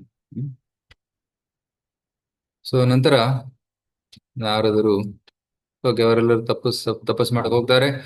ತೀವ್ರವಾಗಿ ತಪಸ್ ಮಾಡ್ತಾ ಇದ್ದಾರೆ. ಅಭಕ್ಷ ಕತಿಚಿನ್ ಮಾಸಾನ್ ಕತಿಚೇದ್ ವಾಯು ಭೋಜನಾ ಆರಾಧಯನ್ ಮಂತ್ರಂ ಇಮಂ ಅಭ್ಯಸ್ಯಂತ ಇಡಸ್ಪತಿ. ಓಂ ನಮೋ ನಾರಾಯಣಾಯ ಪುರುಷಾಯ ಮಹಾತ್ಮನೆ ವಿಶುದ್ಧ ಸತ್ವಧಿಷ್ಣ್ಯಾಯ ಮಹಾಹಂಸಾಯ ಧೀಮಹಿ. ಓಕೆ, ಯಾರು ಪ್ರಭುಜಿ ಸರ್ ಅವರು ಇದ್ದೀರಾ? ಮತ್ತೆ ಓಕೆ, ಯಾರು ಇಲ್ಲ? ನಾಗರತ್ನಂ. ಪ್ರಜಾಪತಿ ಎಸ್, ಕೆಲವು ತಿಂಗಳು ಓದ್ಲ ಪ್ರಭುಜಿ. ಓದಿ ಓದಿ.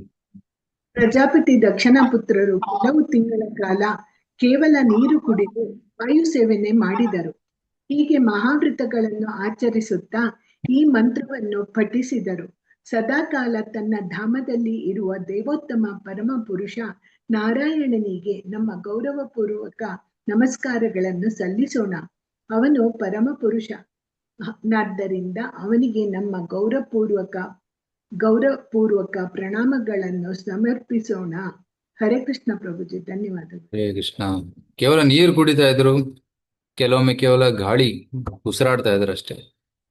ಆದರೆ ಈ ಕಲಿಯುಗದಲ್ಲಿ ಇಷ್ಟೆಲ್ಲ ತೀವ್ರ ತಪಸ್ಸು ಮಾಡೋದು ಸಾಧ್ಯವಿಲ್ಲ. ಅದಕ್ಕಾಗಿ ನಾವೇನ್ ಮಾಡ್ಬೇಕು, ಅಟ್ಲೀಸ್ಟ್ 4 ನಿಯಮ ಫಾಲೋ ಮಾಡಿ 16 ಮಾಲೆ ಜಪ ಮಾಡ್ಬೇಕು, ಅಷ್ಟಾದ್ರೂ ಮಾಡ್ಬೇಕು. ಸೊ ಮತ್ತೆ ನಾರಾಯಣ ಸರಸಿ ಹೋಗಕ್ಕಾಗಲ್ಲ, ಅಟ್ಲೀಸ್ಟ್ ಇಸ್ಕಾನ್ ದೇವಸ್ಥಾನ ಅಥವಾ ಬೃಂದಾವನ, ಮಾಯಾಪುರ, ಜಗನ್ನಾಥಪುರಿ ಇಂಥ ಸ್ಥಳಗಳಿಗೆ ಭೇಟಿ ನೀಡಿ ಅಲ್ಲಿ ತಪಸ್ಸನ್ನ ಮಾಡಬೇಕು. ಓಕೆ. ಇತಿತಾನಪಿ ರಾಜೇಂದ್ರ ಪ್ರಜಾಸರ್ಗ ಧಿಯೋ ಮುನಿಃ ಉಪೇತ್ಯ ನಾರದ ಪ್ರಾಹ ವಾಚಾ ಕೂಟಾನಿ ಪೂರ್ವವತ್. ಹರೇ ಕೃಷ್ಣ ಪ್ರಭುಜಿ. ಹಾ, ಹರೇ ಕೃಷ್ಣ ಹೇ ಪ್ರಭು. ಪರೀಕ್ಷಿತ ಮಹಾರಾಜನೇ, ಸಂತಾನಕ್ಕಾಗಿ ತಪಸ್ಸನ್ನು ಆಚರಿಸುತ್ತಿದ್ದ ಪ್ರಜಾಪತಿ ದಕ್ಷನ ಈ ಪುತ್ರರನ್ನು ನಾರದ ಮುನಿಗಳು ಸಂಧಿಸಿದರು ಹಾಗೂ ಅವರ ಹಿರಿಯಣ್ಣಂದಿರ ಜೊತೆ ಮಾತನಾಡಿದಂತೆ ಸವಲಾಶ್ವರೊಂದಿಗೂ ಒಗಟಿನ ಮಾತುಗಳನ್ನಾಡಿದರು. ನಾರದರು ಮತ್ತೆ ಬರ್ತಾರೆ, ಮತ್ತೆ ಬಂದು ಅದೇ ಒಗಟನ್ನ ಹೇಳ್ತಾರೆ. ಮತ್ತೆ ಹೇಳ್ತಾರೆ, ನೋಡಿ ಒಗಟನ್ನ ಕೇಳಿ, ನಿಮ್ಮ ಅಣ್ಣಂದಿರೆಲ್ಲ ಹಿರಿಯಣ್ಣಂದಿರು ಅವರು ಸನ್ಯಾಸನ ಸ್ವೀಕರಿಸಿದ್ದಾರೆ, ನೀವು ಕೂಡ ಅದೇ ದಾರಿಲಿ ಹೋಗ್ಬೇಕು ಅಂತ ಹೇಳ್ತಾರೆ. ಸೊ ಪ್ರೀಚಿಂಗ್ ತುಂಬಾ ಈಸಿ ಆಯ್ತು ಈ ಟೈಮಲ್ಲಿ, ಜಾಸ್ತಿ ಹೇಳಬೇಕಾಗ್ಲಿಲ್ಲ. ಸೊ ನಿಮ್ಮ ಅಣ್ಣಂದಿರ ದಾರಿ ಹಿಡೀರಿ ಅಂತ ಹೇಳ್ತಾರೆ ಅಷ್ಟೇ. ದಾಕ್ಷಾಯಣ ಸಂಶೃಣುತ ಗದತೋ ನಿಗಮಂ ಮಮ ಅನ್ವಿಚ್ಛತಾನುಪದವೀಂ ಭ್ರಾತೃಣಾಂ ಭ್ರಾತೃವತ್ಸಲಾಃ. ಹರೇ ಕೃಷ್ಣ ಪ್ರಭು. ಹರೇ ಕೃಷ್ಣ. ಶ್ರೀನಿವಾಸ ಪ್ರಭು. ಹೇ ದಕ್ಷ ಪುತ್ರರೇ, ದಯಮಾಡಿ ಗಮನವಿಟ್ಟು ನನ್ನ ಉಪದೇಶದ ನುಡಿಗಳನ್ನು ಆಲಿಸಿ. ನೀವೆಲ್ಲ ನಿಮ್ಮ ಹಿರಿಯ ಸಹೋದರಾದ ಹರೇಶ್ವರ ಬಗ್ಗೆ ತುಂಬಾ ಪ್ರೀತಿ ವಾತ್ಸಲ್ಯವುಳ್ಳವರು. ಆದ್ದರಿಂದ ನೀವು ಅವರ ಮಾರ್ಗವನ್ನು ಅನುಸರಿಸಬೇಕು. ಹರೇ ಕೃಷ್ಣ ಪ್ರಭು.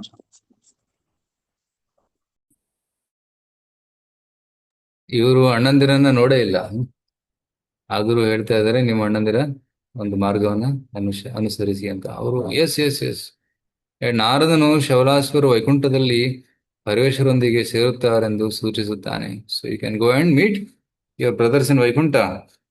ನಿಮ್ಮ ಅಣ್ಣಂದಿರೆಲ್ಲ ವೈಕುಂಠದ ಮಾರ್ಗದಲ್ಲಿ ಹೋಗ್ತಾ ಇದ್ದಾರೆ. ಸೊ ಅದಕ್ಕಾಗಿ ನೀವು ಕೂಡ ಅದೇ ದಾರಿಯನ್ನು ಹಿಡೀರಿ ಅಂತ ಹೇಳಿದ್ರು. ಸೊ ಅವರೆಲ್ಲ ಒಪ್ಕೊಂಡ್ಬಿಟ್ರು, ಒಂದ್ ಶಾಟಲ್ಲಿ ಒಪ್ಕೊಂಡ್ಬಿಟ್ರು. ಸೊ ಇಲ್ಲಿ ಪ್ರಜೆ ಉತ್ಪತ್ತಿ ಮಾಡೋದ್ಗಿಂತಲೂ ಮೋಕ್ಷ ತುಂಬಾ ಇಂಪಾರ್ಟೆಂಟ್ ಅಂತ ಗೊತ್ತಾಗ್ತದೆ.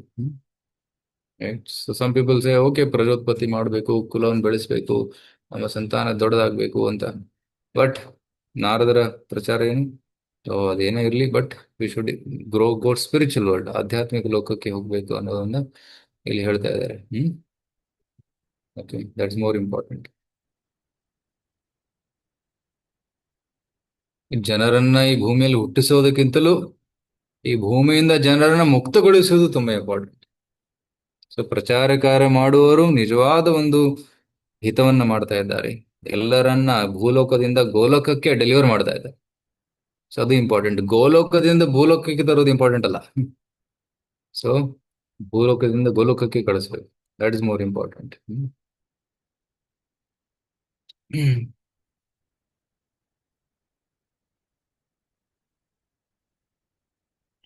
ಭ್ರಾತೃಣಾಂ ಪ್ರಾಯಣಂ ಭ್ರಾತಾ ಯೋನುತಿಷ್ಠತ ಧರ್ಮವಿತ್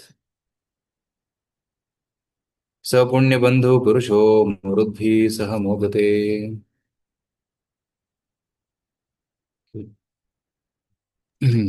ರೇಣುಕಾದೇವಿ ಮಾತಾಜಿ. ಹರೇ ಕೃಷ್ಣ ಗುರುಜಿ. ಧರ್ಮ ತತ್ವಗಳನ್ನು ಬಲ್ಲ ಒಬ್ಬ ಕಿರಿಯ ಸಹೋದರನು ತನ್ನ ಹಿರಿಯ ಸಹೋದರನ ಮಾರ್ಗವನ್ನು ಅನುಸರಿಸಿದನು. ಉನ್ನತ ಸ್ಥಾನದಲ್ಲಿ ಇರುವುದರಿಂದಾಗಿ ಅಂತಹ ಪುಣ್ಯಶಾಲಿ ಸಹೋದರನು ತನ್ನ ಸಹೋದರರಲ್ಲಿ ವಾತ್ಸಲ್ಯಮಯಿಗಳಾದ ಮರುತರಂತಹ ದೇವತೆಗಳ ಸಹವಾಸದ ಸುಖವನ್ನು ಸಂತೋಷವನ್ನು ಅನುಭವಿಸುವ ಅವಕಾಶ ಪಡೆದನು. ಹರೇ ಕೃಷ್ಣ. ಹ್ಮ್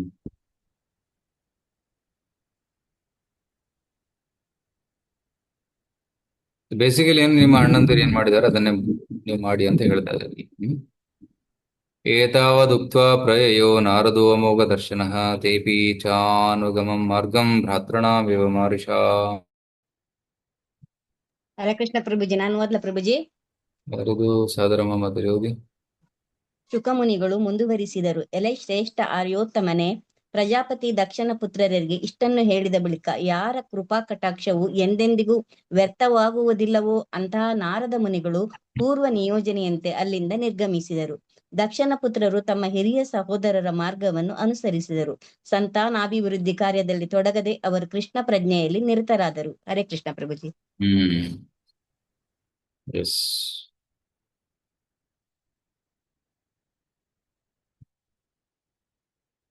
ಚೀನಂ ಪ್ರತಿ ಚೀನಂ ಪರಸ್ಯಾನುಪತಂ ಗತಾಃ ನದ್ಯಾಪಿ ತೇ ನಿವರ್ತಂತೆ ಪಶ್ಚಿಮಾಯಾಮಿ ನೀರಿವ. ಓಕೆ, ಮಹಾಪಾವನಿ ಮಾತಾಡಿ. ಕಮಲಾಕ್ಷರರು ಭಕ್ತಿ ಸೇವೆಯನ್ನು ಸಾಧಿಸಲು ಅಥವಾ ದೇವೋತ್ತಮ ಪರಮ ಪುರುಷನ ಅನುಗ್ರಹವನ್ನು ಸಂಪಾದಿಸಲು ಯುಕ್ತವಾದ ಜೀವನ ಶೈಲಿಯಿಂದ ಪಡೆಯಬಹುದಾದ ಸೂಕ್ತ ಮಾರ್ಗವನ್ನು ಅನುಸರಿಸಿದರು. ಪಶ್ಚಿಮ ದಿಕ್ಕಿನಲ್ಲಿ ಅಸಂಗತವಾದ ರಾತ್ರಿಗಳಂತೆ ಅವರು ಇದುವರೆಗೂ ಹಿಂದಿರುಗಿ ಬಂದಿಲ್ಲ. ಹರೇ ಕೃಷ್ಣ. ಧನ್ಯವಾದಗಳು. ಸೊ ದಕ್ಷಿಣಿಗೆ ಕಾಯ್ತಾ ಇದೆ ಯಾವಾಗ ಬರ್ತಾರೆ ಅಂತ, ಆದ್ರೂ ಬರ್ಲೇ ಇಲ್ಲ. ರೈಟ್, 10,000 ಮಕ್ಕಳು ಬರ್ಲಿಲ್ಲ, ನಂತರ 1,000 ಮಕ್ಕಳು ಅವರು ಬರ್ಲಿಲ್ಲ. ದಕ್ಷನು ಈಗ ಅಪಶಕುನಗಳನ್ನ ಕಾಣಕ್ ಸ್ಟಾರ್ಟ್ ಮಾಡ್ತಾನೆ. ಏತಸ್ಮಿನ್ ಕಾಲ ಉತ್ಪನ್ನಾನ್ ಬಹು ಪಶ್ಯನ್ ಪ್ರಜಾಪತಿ ರೈಟ್ ಪೂರ್ವವನ್ ನಾರದ ಕೃತಂ ಪುತ್ರ ನಾಶಂ ಉಪಶೃಣೋತ್. ನನ್ನ ಪುತ್ರಗಳನ್ನ ನಾಶ ಮಾಡಿದ್ದಾನೆ. ಈ ನಾರದರ ಮೇಲೆ ತುಂಬಾ ಕೋಪ ಬಂತು. ಇಲ್ಲಿ ನೋಡಿ, ನಾರದರ ಶಿಷ್ಯರು ಯಾರು? ಇಲ್ಲಿ ಒಂದು ಕಡೆ ನೋಡಿದ್ರೆ ಪ್ರಿಯವ್ರತ ಮಹಾರಾಜ್ ನಾರದರ ಶಿಷ್ಯ. ಪ್ರಿಯವ್ರತರು ಕೂಡ ವೈರಾಗ್ಯದ ಮಾರ್ಗದಲ್ಲಿ ಸಾಗ್ತಾ ಇದ್ರು. ನಾರದರು ಇಲ್ಲಿ ಪ್ರಾಚೀನ ಪರಿಷತ್ ರಾಜನಿಗೆ ಪ್ರಚಾರ ಮಾಡಿ ಪ್ರಾಚೀನ ಪರಿಷತ್ಗೂ ಕೂಡ ಭಗವದ್ಧಾಮಕ್ಕೆ ಕಳಿಸಿದ್ರು. ಮತ್ತೆ ಈ ಕಡೆ ಇನ್ನೊಂದು ನೋಡ್ತೀರಾ, ಇಲ್ಲಿ ಧ್ರುವ ಮಹಾರಾಜರು ನಾರದರು ಧ್ರುವನಿಗೆ ಉಪದೇಶ ಮಾಡಿ ಧ್ರುವನನ್ನು ಮುಕ್ತಗೊಳಿಸಿದ್ರು. ಇಲ್ಲಿ ಯುಧಿಷ್ಠಿರ ಮಹಾರಾಜ ಅವ್ರಿಗೆ ಉಪದೇಶ ಕೊಟ್ಟು ಅವರನ್ನು ಕೂಡ ಮುಕ್ತಗೊಳಿಸಿದ್ರು. ಕೆಳಗಡೆ ಪ್ರಚೇತರಿದ್ದಾರೆ. ಪ್ರಚೇತರು ಕೂಡ ನಾರದರ ಮಾತನ್ನು ಕೇಳಿ ಅವರು ಮುಕ್ತಿಯ ಪಥದಲ್ಲಿ ಹೋದರು. ಇಲ್ಲಿ ಹರಿಯೇಶ್ವರು, ಶೌಳೇಶ್ವರು. ಸೊ ನಾರದರು ನೋಡಿ ಎಷ್ಟೊಂದು ಜನರು ಉದ್ಧಾರ ಮಾಡ್ತಾ ಇದ್ದಾರೆ. One after the other delivering people. ಚುಕ್ರೋಧ ನಾರದಸ್ಯಾಸು ಪುತ್ರ ಶೋಕ ವಿಮೂರ್ಛಿತಃ ದೇವರ್ಷಿಂ ಉಪವ್ಯಾಹ ರೋಷಾತ್ ವಿಸ್ಫೂರಿತಾಧರಃ. ಓಕೆ, ಯಾರು ಓದ್ತೀರಾ? ಯಶೋದಮ್ಮ. ಹರೇ ನಾನು ಕೃಷ್ಣ. ಓದ್ತೀನಿ ಪ್ರಭು. ಯಶೋದಮ್ಮ ಓದಿ ಓದಿ. ಯಶೋದ. ಹರೇ ಕೃಷ್ಣ. ಸವಲೇಶ್ವರರು ಭಕ್ತಿ ಸೇವೆಯಲ್ಲಿ ತೊಡಗಲು ಈ ಪ್ರಪಂಚದಿಂದ ನಿರ್ಗಮಿಸಿದ್ದನ್ನು ತಿಳಿದ ದಕ್ಷನು ನಾರದರ ಬಗ್ಗೆ ಕುಪಿತನಾದನು. ಹಾಗೂ ಶೋಕದಿಂದಾಗಿ ಅವನು ಬಹುತೇಕ ಪ್ರಜ್ಞಾಹೀನನಾದನು. ದಕ್ಷನು ನಾರದನನ್ನು ಸಂಧಿಸಿದಾಗ ಅವನ ತುಟಿಗಳು ಕೋಪದಿಂದ ಕಂಪಿಸುತ್ತಿದ್ದವು. ಅವನು ಈ ಕೆಳಕಂಡಂತೆ ನುಡಿದನು. ಹರೇ ಕೃಷ್ಣ. ಕ್ರೋಧ, ತುಂಬಾ ಕೋಪ ಬಂತು ಅವನಿಗೆ. ತುಂಬಾ ಕೋಪ ಬಂದು ವಿಸ್ಫೂರಿತ ತರ ತುಟಿ ನಡುತ್ತಾ, ತುಟಿ ಕಚ್ತಾ ಇದ್ದ. ಇಷ್ಟು ಕೋಪ. So it's very very painful for Daksha. ಯಾವ್ದು ತಾನು ಇಡೀ ಜೀವನವನ್ನೇ ಕೊಟ್ಟಿದ್ದ ಅದಕ್ಕೆ, ಆ ಮಕ್ಕಳಿಗೋಸ್ಕರ. ಆದ್ರೆ ಮಕ್ಕಳನ್ನೆಲ್ಲ ನಾರದ ಸನ್ಯಾಸ ಮಾರ್ಗದಲ್ಲಿ ತೊಡಗಿಸ್ಬಿಟ್ಟ. ತುಂಬಾ ಕೋಪ ಬಂತು. ಒಬ್ಬರಲ್ಲ ಇಬ್ಬರಲ್ಲ, ಸಾಮಾನ್ಯ ಯಾರಾದ್ರೂ ಒಬ್ಬ ಮಗ ಸನ್ಯಾಸ ಆಗಿಬಿಟ್ರೆ ತಂದೆ ತುಂಬಾ ನೋವು ಮಾಡ್ಕೊಂತಾರೆ. ಆದ್ರೆ ಇಲ್ಲಿ 10,000 ಮಕ್ಕಳು, 11,000 ಮಕ್ಕಳು ಸನ್ಯಾಸ, ಎಲ್ಲರೂ ಒಬ್ಬರು ಉಳಿಲಿಲ್ಲ. ಎಷ್ಟು ಕೋಪ ಬರ್ಬೋದು. ಸೊ ಅಟ್ಲೀಸ್ಟ್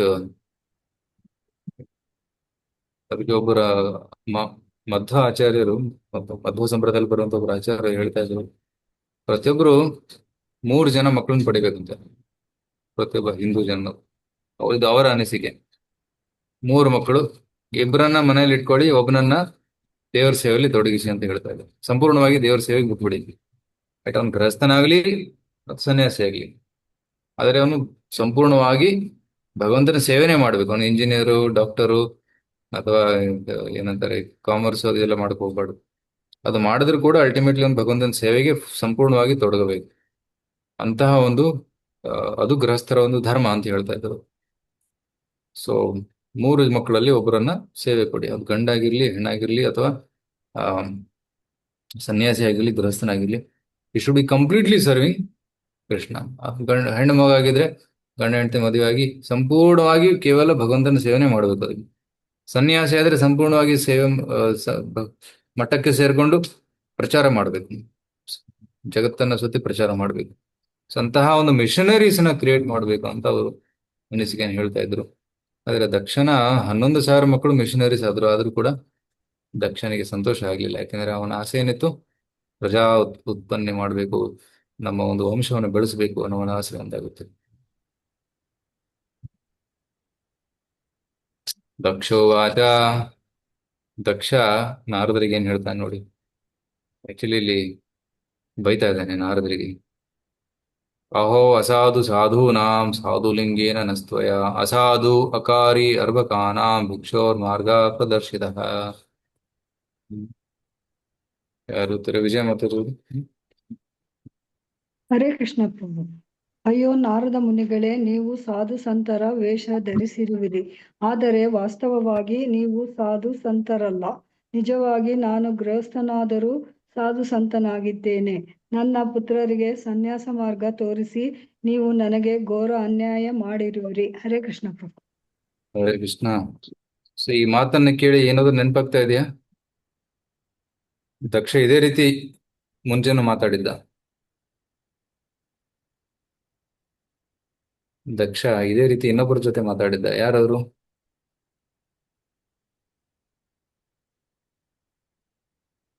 ನಾಲ್ಕನೇ ಸ್ಕಂದದ ಪ್ರಾರಂಭದಲ್ಲಿ. ಹಾ ಶಿವನ್ ಜೊತೆ ಆ ಶಿವನ ಬಗ್ಗೆ, ಕರೆಕ್ಟ್, ಶಿವನ ಬಗ್ಗೆ ಇದೇ ರೀತಿ ಮಾತಾಡಿದ. ಏ ನೀನು ಅಸಾಧು, ನಾನು ಸಾಧು, ನೀನು ಅಸಾಧು. ನೋಡಿ ಎಂತ ಮೇಕೆ ಕಣ್ಣು ತರ ಇದೆಯಾ ನಿಂದು ಕಣ್ಣು, ಚಟಧಾರಿಯಾಗಿದ್ಯಾ, ಗಲೀಜಿದ್ಯಾ, ಸ್ನಾನ ಮಾಡ್ತಾ ಇಲ್ಲ, ನಾವು ಜೋಳ್ಗಳ ಜೊತೆ ಇರ್ತೀಯಾ, ಭೂತ ಪ್ರೇತಗಳ ಜೊತೆ ಇರ್ತೀಯ, ನೀನು ತುಂಬಾ ಕೆಟ್ಟದಾಗಿ ಮಾತಾಡ್ದ. ಅವನೇ ದಕ್ಷ ಮತ್ತೆ ಈಗ ಹುಟ್ಟು ಬಂದಿದ್ದಾನೆ. ಹರೇ ಕೃಷ್ಣ. ಹರೇ ಆ ಕೃಷ್ಣ. ದಕ್ಷ ಆ ದಕ್ಷ ಪ್ರಜಾಪತಿ ಈ ದಕ್ಷ ಒಬ್ರೇನಾ? ಒಬ್ನೇ. ಹಿಂದಿನ ಜನ್ಮದಲ್ಲಿ ಯಾರು ದಕ್ಷನಾಗಿದ್ದ, ಬ್ರಹ್ಮನ ಪುತ್ರ ದಕ್ಷನಾಗಿದ್ದ. ಓಕೆ, ಅವನಿಗೆ ಒಂದು ಆಡಿನ ಮುಖ ಬಂತು. ವೀರಭದ್ರ ಅವನನ್ನು ಕೊಂದು ನಂತರ ಆಡಿನ ಮುಖವನ್ನು ಹಾಕಿದ. ಆಗ ಅವನು ತಪಸ್ಸು ಮಾಡಿ ಆ ಜನ್ಮ ಬಿಟ್ಟ ಮೇಲೆ ಇನ್ನೊಂದು ಜನ್ಮ ತಗೊಂತಾನೆ. ರೈಟ್. ಸೊ ಪ್ರಿಯವ್ರತನ ವಂಶದಲ್ಲಿ ಬರುವಂತಹ ಪ್ರಚೇತರ ಮಗನಾಗಿ ಹುಟ್ಟುತ್ತಾನೆ. ಪ್ರಚೇತ ಮತ್ತೆ ಮಾರೀಷ ಇವರ ಮಗನಾಗಿ ಹುಟ್ಟಿ ಬರ್ತಾನೆ ದಕ್ಷ. ಸೇಮ್ ಆತ್ಮ. ಅದಕ್ಕೆ ಸ್ವಭಾವ ಬದಲಾಗ್ಲಿಲ್ಲ, ಅದೇ ಸ್ವಭಾವ ಇತ್ತು. ಹಿಂದಿನ ಜನ್ಮದಲ್ಲಿ ಏನ್ ಸ್ವಭಾವ ಇತ್ತಲ್ಲ ಅದೇ ಅವನು ಮುಂದುವರಿಸ್ತಾ ಇದ್ದಾನೆ. ಸೊ ನಾರದು ಹೇಳ್ತಾನೆ, ಅಸಾಧು, ರೈಟ್, ಸಾಧು ಲಿಂಗೇನ ಅನಿಸ್ತದೆ. ಸಾಧು ಡ್ರೆಸ್ ಉಟ್ಕೊಂಡು ನೀನು ಅಸಾಧು ಆಗಿದೀಯ. ಆಕ್ಚುಲಿ ನಾನು ಸಾಧು. ಸೊ ನನ್ನ ಮಕ್ಕಳಿಗೆ ಅರ್ಭಕಾಣ ಭಿಕ್ಷೋರ್ ಮಾರ್ಗ ಪ್ರದರ್ಶಿತ, ನನ್ನ ಮಕ್ಕಳನ್ನೆಲ್ಲ ಭಿಕ್ಷು ಮಾಡಿಬಿಟ್ಟಿದೀಯ. ಎಂತಹ ಸಾಧು ನೀನು.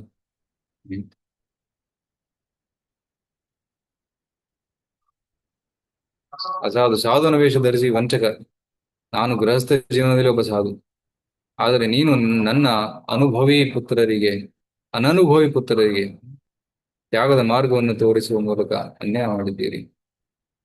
ಶಿಲಪ್ರಭುದೇನ್ ಹೇಳ್ತಾರೆ, ಭೌತಿಕ ಪೋಷಕರ ಆರೋಪಗಳು ಹೊರತಾಗಿಯೂ ಭಕ್ತರು ಕೃಷ್ಣ ಪ್ರಜ್ಞೆಯನ್ನು ಬೋಧಿಸುತ್ತಾರೆ. ಜನರು ಏನೇ ಹೇಳಿ, ಅಸಾಧು ಅಂತ ಹೇಳಲಿ ಅಥವಾ ಕೆಟ್ಟದಾಗಿ ಮಾತಾಡ್ಲಿ, ಆದರೆ ಭಕ್ತರು ತಮ್ಮ ಧರ್ಮವನ್ನು ಮಾಡ್ತಾರೆ, ಅವರು ಪ್ರಚಾರ ಮಾಡ್ತಾರೆ, ಹರೇ ಕೃಷ್ಣ ಮಂತ್ರ ಹೇಳ್ತಾರೆ, ಜನರಿಗೆ ನಿವೃತ್ತಿ ಮಾರ್ಗದಲ್ಲೂ ತೋರಿಸ್ತಾರೆ. ಪಾಪ ನನ್ನ ಮಕ್ಕಳು ನೆಕ್ಸ್ಟ್ ಶ್ಲೋಕದಲ್ಲಿ ಹೇಳ್ತಾರೆ ಅದು. ಋಣೈ ಸ್ತ್ರೀಭಿರಮುಕ್ತಾನಾಂ ಅಮೀಮಾಂಸಿತ ಕರ್ಮಣಾಂ ವಿಘಾತಃ ಶ್ರೇಯ ಪಾಪ ಲೋಕಾಯುರುಭಯೋ ಕೃತಃ. ರೈಟ್, ನನ್ನ ಮಕ್ಕಳು ಇನ್ನು 3 ಋಣಗಳಿಂದ ಮುಕ್ತರಾಗಿಲ್ಲ.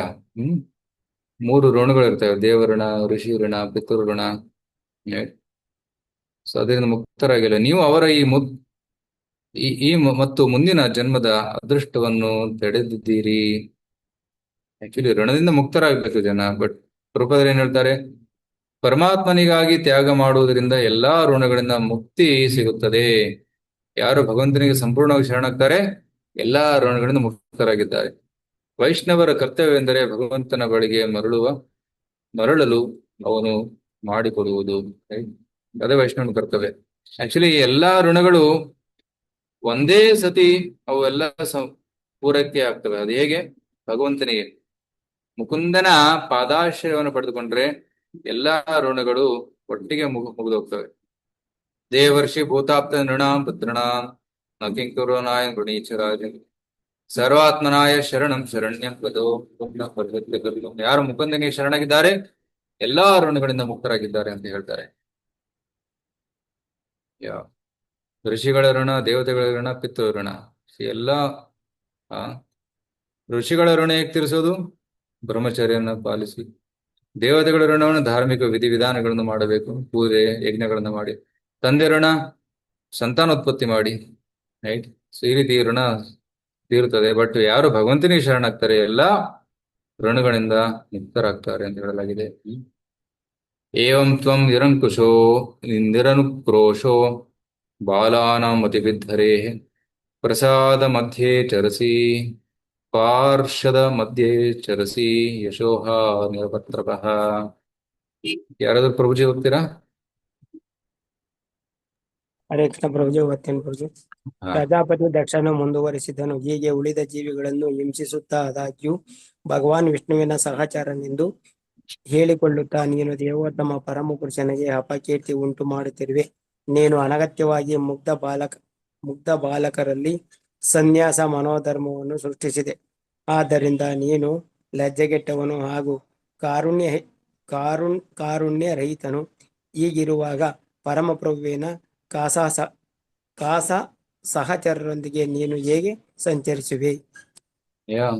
ಹರಿಯ ಪಾರ್ಷದ ಅಂತ ನೀನು ಹೇಗೆ ಹೇಳ್ಕೊಂತೀಯ? ನೀನು ಇಷ್ಟೊಂದು ತಪ್ಪನ್ನು ಮಾಡಿದ್ಯಾ ನೀನು. ರೈಟ್, ಬಾಲಾನ ಮತಿಬಿದ್ಧರೆ, ಮಕ್ಕಳ ತಲೆ ಕೆಡಿಸ್ಬಿಟ್ಟಿದ್ಯಾ ನೀನು. ಎಂತಹ ಹರಿಪಾರ್ಷದ ನೀನು? ನೀನು ಹರಿಪಾರ್ಷದ ಅಲ್ಲ, ಭಗವಂತನ ಭಕ್ತನಲ್ಲ ನೀನು ಅಂತ ದಕ್ಷ ಹೇಳ್ತಾ ಇದ್ದೇನೆ. ನನು ಭಗವದ ನಿತ್ಯಂ. ರೈಟ್,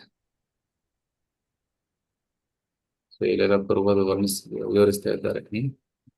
ನನು ಭಗವತ ನಿತ್ಯಂ ಭೂತಾನುಗ್ರಹ ಕಾತರಾಹ ಹೃದಯ ತ್ವಾಂ ಸೌಹೃದಗ್ನಂ ವೈರಾನ್ ಕರಂ ಅವೈರಿಣಾಂ. ಇಲ್ಲಿ ಗೌರವಪ್ರಿಯ ಸುಸೇವಿನಿ ಮಾತಾಡಿ ಅವರು ಕೈತಿದ್ದಾರೆ. ಪ್ರಭುಜಿ ಹರೇ ಕೃಷ್ಣ. ಓದಿ. ನೀನು ಹೊರತಾಗಿ ಎಲ್ಲಾ ಭಗವದ್ ಭಕ್ತರು ಬದ್ಧಾತ್ಮರ ಬಗ್ಗೆ ಬಲು ದಯಾಮಯಿಗಳು. ಅವರು ಇತರರ ಕಲ್ಯಾಣಕ್ಕಾಗಿ ತವಕಿಸುವರು. ಭಕ್ತನ ವೇಷ ಧರಿಸಿದ್ದರೂ ನೀನು ನಿನ್ನ ಶತ್ರುಗಳಲ್ಲದ ಜನರಲ್ಲಿ ದ್ವೇಷ ಹುಟ್ಟಿಸುತ್ತೀಯೇ ಅಥವಾ ಸ್ನೇಹ ಮುರಿಯುತ್ತೀಯೇ, ಇಲ್ಲವೇ ಗೆಳೆಯರಲ್ಲಿ ದ್ವೇಷ ಉಂಟು ಮಾಡುತ್ತೀಯೇ? ಇಂತಹ ಅಸಹ್ಯಕರ ಕೃತ್ಯಗಳನ್ನ ಎಸಗುತ್ತಾ ಭಕ್ತನೆಂದು ತೋರಿಸಿಕೊಳ್ಳಲು ನಿನಗೆ ನಾಚಿಕೆ ಆಗುವುದಿಲ್ಲವೇ? ಹರೇ ಕೃಷ್ಣ ಪ್ರಭು, ಧನ್ಯವಾದ. ನೋಡಿ, ನೀನು ನನ್ನ ಮನೆತನ ಒಡೆದಾಕ್ಬಿಟ್ಟಿದೀಯ ನೀನು. ಸೌಹೃದ ಜ್ಞಾನ, ನಮ್ಮ ಫ್ರೆಂಡ್ಶಿಪ್ ಅನ್ನ ನಾನು ಮತ್ತೆ ನನ್ನ ಮಕ್ಕಳ ಬಾಂಧವ್ಯವನ್ನು ನೀನು ಮುರಿದು ಬಿಟ್ಟಿದ್ದೀಯಾ. ಇದು ಎಂತಹ ಭಕ್ತ ನೀನು. ನಿನಗೆ ನಾಚಿಕೆ ಆಗೋದಿಲ್ವಾ ಅಂತ ದಕ್ಷ ಹೇಳ್ತಾ ಇದ್ದಾನೆ. ಇನ್ನೊಂದು ಪಾಯಿಂಟ್ ಇಲ್ಲಿ ಹೇಳ್ತಾರೆ, ನೈಥಂ ಪುಂಸಾಂ ವಿರಾಗಸ್ಯ ತ್ವಯಾ ಕೇವಲಿನಾ ಮೃಷ ಮನ್ಯಸೆ ಯದಿ ಉಪಶಮಂ ಸ್ನೇಹಪಾಶ ನಿಕೃಂತನಂ. ಓಕೆ, ಯಾರಾದ್ರೂ ಪ್ರಭುಜಿ ಹೋಗ್ತೀರಾ? ಕೃಷ್ಣ ಪ್ರಭುಜಿ. ಪ್ರಜಾಪತಿ ದಕ್ಷನು ಮುಂದುವರಿಸಿದನು. ಸನ್ಯಾಸ ಪ್ರಜ್ಞೆಯನ್ನು ಜಾಗೃತಗೊಳಿಸುವ ಮೂಲಕ ಯಾರನ್ನೇ ಆದರೂ ಐಹಿಕ ಪ್ರಪಂಚದಿಂದ ದೂರ ಮಾಡಬಹುದು ಎಂದು ನೀನು ಭಾವಿಸಿದ್ದಲ್ಲಿ ಅದು ಸರಿಯಲ್ಲ. ಸಂಪೂರ್ಣ ಜ್ಞಾನವನ್ನು ಜಾಗೃತಗೊಳಿಸದೆ ನೀನು ಮಾಡಿದಂತೆ ಕೇವಲ ಉಡುಪುಗಳನ್ನು ಬದಲಾಯಿಸುವುದರಿಂದ ಬಿಡುಗಡೆ ಅಸಾಧ್ಯವಾಗುತ್ತದೆ. ಇದನ್ನು ನಾನು ಹೇಳಲೇಬೇಕಾಗುತ್ತದೆ. ಹರೇ ಕೃಷ್ಣ ಪ್ರಭು. ಇದು ಇಂಪಾರ್ಟೆಂಟ್ ಪಾಯಿಂಟ್ ಇಲ್ಲಿ ಬರ್ತಾ ಇದೆ. ದಕ್ಷ ಏನ್ ಹೇಳ್ತಾ ಇದ್ದಾನೆ, ಓಕೆ ಸನ್ಯಾಸ ತಗೋಬೇಕು, ನಾನು ತಗೊಂತೀನಿ. ದಕ್ಷ ಹೇಳ್ತಾನೆ ಮುಂದೆ ನಾನು ತಗೋಬಹುದು, ಬಟ್ ಈ ಮಕ್ಕಳಿಗೆ ಯಾಕೆ ಸನ್ಯಾಸ ಕೊಟ್ಟಿದೆ ನೀನು? ಇದು ಸರಿಯಲ್ಲ. ಯಾಕಂದ್ರೆ ಫಸ್ಟ್ ಜ್ಞಾನ ಬೆಳಿಬೇಕು, ಎಕ್ಸ್ಪೀರಿಯನ್ಸ್ ಆಗಬೇಕು. ಈ ಇಂದ್ರಿಯ ಸುಖ ಅನುಭವಿಸದೆ ಇಂದ್ರಿಯ ಸುಖವನ್ನ ತೊರೆಯುವುದು ಸಾಧ್ಯ ಅಂತ ಹೇಳ್ತಾನೆ ಯಾವುದು ದಕ್ಷ. ಫಸ್ಟ್ ಇಂದ್ರಿಯ ಸುಖವನ್ನು ಅನುಭವಿಸಬೇಕು, ಅದರಲ್ಲಿ ಏನೂ ಇಲ್ಲ, ಅದು ತಾತ್ಕಾಲಿಕ ಕ್ಷಣಿಕ ಅಂತ ಅನುಭವ ಆಗಬೇಕು, ನಂತರ ಅದನ್ನು ಬಿಡೋದು ಈಸಿ. ಬಟ್ ಇವರು ಇಂದ್ರಿಯ ಸುಖವನ್ನೇ ಅನುಭವಿಸಿಲ್ಲ, ಜಸ್ಟ್ ತಪಸ್ಸಿಗಾಗಿ ಹೋದವರು. ಅವರನ್ನ ನೀನು ವೈರಾಗ್ಯದ ಪಥದಲ್ಲಿ ಕಳಿಸಿದ್ದೀಯಾ. ಆದ್ರೆ ಒಂದು ವೇಳೆ ಅವ್ರ ಮನಸ್ಸಲ್ಲಿ ಮತ್ತೆ ಇಂದ್ರಿಯ ಸುಖ ಭೋಗಿಸಬೇಕು ಅಂತ ಆಸೆ ಬಂದ್ಬಿಟ್ರೆ ಅವ್ರ ಹೆಸರು ಕೆಡೋದಿಲ್ವಾ? ಸನ್ಯಾಸದಿಂದ ಅವ್ರ ಪತನ ಆಗ್ತಾರೆ. ಯಾಕೆ ನೀನು ಈ ರೀತಿ ಮಾಡಿದ್ಯಾ, ಇದು ಸರಿಯಲ್ಲ ಅಂತ ಹೇಳ್ತಾ ಇದ್ರು. ಸೊ ದಕ್ಷನ ಅನಿಸಿಕೆಯೇನು, ಈ ಮಕ್ಕಳು ಜ್ಞಾನದ ಹಂತಕ್ಕೆ ಬಂದಿಲ್ಲ ಅಂತ, ರಿಯಲೈಸೇಷನ್ ಆಗಿಲ್ಲ, ಸಾಕ್ಷಾತ್ಕಾರ ಆಗಿಲ್ಲ ಅಂತ. ಆದ್ರೆ ನಾರದನೇ ಮಾಡಿದ್ದಾರೆ, ಅವರನ್ನ ಒಂದು ಸಾಕ್ಷಾತ್ಕಾರದ ಹಂತಕ್ಕೆ ತಂದ ಮೇಲೆ ಅವರನ್ನ ಸನ್ಯಾಸ ಮಾರ್ಗದಲ್ಲಿ ತೊಡಗಿಸಿದ್ದಾರೆ. So Narada gave them knowledge and then ರಿನೌನ್ಸ್ಡ್.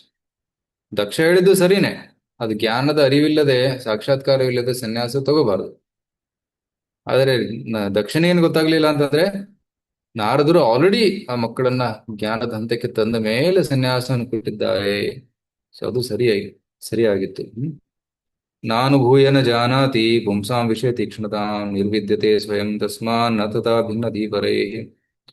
ವಿಷಯ ತೀಕ್ಷ್ಣತಾಂ, ಯಾವಾಗ ಒಬ್ಬನು ಮಟೀರಿಯಲ್ ಎಂಜಾಯ್ಮೆಂಟ್ ಅನ್ನ ಎಕ್ಸ್ಪೀರಿಯನ್ಸ್ ಮಾಡ್ತಾನೆ, ಅದರ ದುಃಖವನ್ನ, ರೈಟ್, ಭೌತಿಕ ಸುಖವನ್ನ ಅನುಭವಿಸೋದ್ರಲ್ಲಿ ಬರುವಂತ ದುಃಖವನ್ನ ಅನುಭವಿಸಿದಾಗ, right, every material pleasure has got pain, right. ಭೌತಿಕ ಸುಖದಿಂದ ಓಡುವಾಗ ಬರೋ ದುಃಖವನ್ನ ಅನುಭವಿಸಿದಾಗ ಅವನು ಬಿಡ್ತಾನೆ. ಆದ್ರೆ ಇಲ್ಲಿ ಅದಕ್ಕೆ ಅವಕಾಶ ಕೊಟ್ಟಿಲ್ಲ ನೀವು, ಯಾಕೆ ಈ ರೀತಿ ಮಾಡಿದ್ದೀರಿ ಅಂತ ಪ್ರಶ್ನೆ ಕೇಳ್ತಾ ಇದ್ದಾರೆ. ಆದ್ರೆ ಪ್ರಭುಪಾದ ಹೇಳ್ತಾರೆ, ಭೌತಿಕ ದುಃಖವನ್ನು ಅನುಭವಿಸಿದ ಮೇಲೂ ಕೂಡ ಜನರು ಭೌತಿಕ ಸುಖವನ್ನ ಬಿಡೋದಿಲ್ಲ. ಉದಾಹರಣೆ ಕೊಡ್ತಾರೆ, ಒಬ್ಬಳು ಗರ್ಭವತಿ ಒಂದು ಮಗುವನ್ನು ಪಡೆದ್ಮೇಲೆ, ಸಾಕಪ್ಪ ಸಾಕು, ತುಂಬಾ ನೋವು, ಮತ್ತೊಂದು ಬೇಡ ನನ್ಗೆ ಅಂತ ಹೇಳ್ತಾಳೆ. ಆದ್ರೆ 1 ವರ್ಷದ ನಂತರ ಮತ್ತೆ ಪ್ರೆಗ್ನೆಂಟ್ ಆಗ್ತಾಳೆ, ಮತ್ತೆ ಇನ್ನೊಂದು ಮಗು. ಸಾಕಪ್ಪ ಸಾಕು, 2 ಸಾಕು, ಮತ್ತೆ ಇನ್ನೊಂದು ಬರ್ತದೆ. ಈ ರೀತಿ ಅದು ನಿಂದಿರೋದಿಲ್ಲ. ಎಷ್ಟು ದುಃಖ ಅನುಭವಿಸಿದ್ರು ಕೂಡ ಮತ್ತೆ ಮತ್ತೆ ಮಗು ಹುಡ್ತಾ ಇರ್ತದೆ. ಯಾಕಂದ್ರೆ ವೈರಾಗ್ಯ. ಸ್ಮಶಾನ ವೈರಾಗ್ಯ ಅಂತಾರೆ. ಸ್ಮಶಾನ ವೈರಾಗ್ಯ, ಸಂತಾನ ವೈರಾಗ್ಯ. ಸೊ ಅದನ್ನು ಕೂಡ ಇದೆ. ಸೊ ವೈರಾಗ್ಯ ಯಾವಾಗ ಉಂಟಾಗ್ತದೆ? ನಿಜವಾದ ವೈರಾಗ್ಯ ಯಾವಾಗ ಉಂಟಾಗ್ತದೆ? ಯಾವಾಗ ಶುದ್ಧ ಭಕ್ತರ ಒಂದು ಸಂಪರ್ಕ ಆಗ್ತದೆ, ನಾರದರಂತಹ ಭಕ್ತರ ಸಂಪರ್ಕ ಯಾವಾಗ ಆಗ್ತದೆ, ಆವಾಗ ನಿಜವಾದ ವೈರಾಗ್ಯ ಉಂಟಾಗ್ತದೆ. ಆ ವೈರಾಗ್ಯ ಸ್ಥಿರವಾಗಿರ್ತದೆ. ಅದೇ ಸ್ಮಶಾನದಲ್ಲಿ ಅಥವಾ ಸಂತಾನದ ನೋವಿನಿಂದ ಉಂಟಾಗುವಂತ ವೈರಾಗ್ಯ ಅದು ಕ್ಷಣಿಕವಾಗಿರ್ತದೆ. ಜನ ಮರೆತು ಬಿಡ್ತಾರೆ ಅಷ್ಟೇ, ರೈಟ್. ಇವತ್ತು ಯಾರಾದ್ರೂ ಸತ್ರೆ ಹೋಗಿ ಮಣ್ಣು ಮಾಡಿ ಅಥವಾ ಸುಟ್ಟು ಮನೆಗೆ ಬಂದು ಮರುದಿನ ಟಿವಿ, ನ್ಯೂಸ್ ಪೇಪರ್ ನಾರ್ಮಲ್ ಆಗಿ ಕಂಟಿನ್ಯೂ ಆಗ್ತದೆ. ಕಣ್ಣೀರು ಒಂದಿನ ಮಾತ್ರ ಇರ್ತದೆ, ರೈಟ್. ಸುಮಾರು ಜನ ಮರೆತು ಬಿಡ್ತಾರೆ. ಸೊ ಅದಕ್ಕೆ ಸ್ಮಶಾನ ವೈರಾಗ್ಯ ಅಂತ ಹೇಳ್ತಾರೆ. ಸೊ ಈ ರೀತಿ ದಕ್ಷ ಹೇಳ್ತಾನೆ, ನಾನು ಈ ಗೃಹಸ್ಥ ಜೀವನದಲ್ಲಿ ಇದ್ದೀನಿ, ಬಟ್ ನಾನು ಎಲ್ಲ ದೇವಯಜ್ಞ, ಋಷಿಯಜ್ಞ, ಪಿತೃಯಜ್ಞ, ನರಯಜ್ಞ ಎಲ್ಲವನ್ನು ಮಾಡ್ತಾ ಇದ್ದೀನಿ. ಅದಕ್ಕಾಗಿ ನಾನು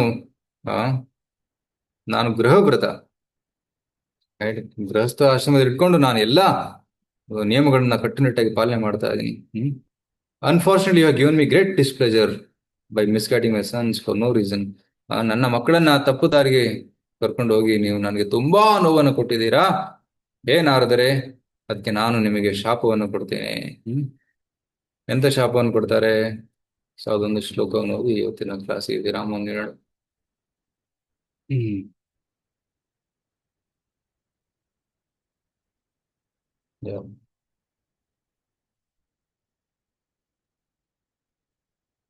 ತಂತು ಕೃಂತನ ಯನ್ನಸ್ತ್ವಂ ಅಭದ್ರಂ ಆಚರ ಪುನಃ ತಸ್ಮಾ ಲೋಕೇಶು ತೇ ಮೂಢ ನ ಭವೇತ್ ಭ್ರಮತಃ ಪದಂ.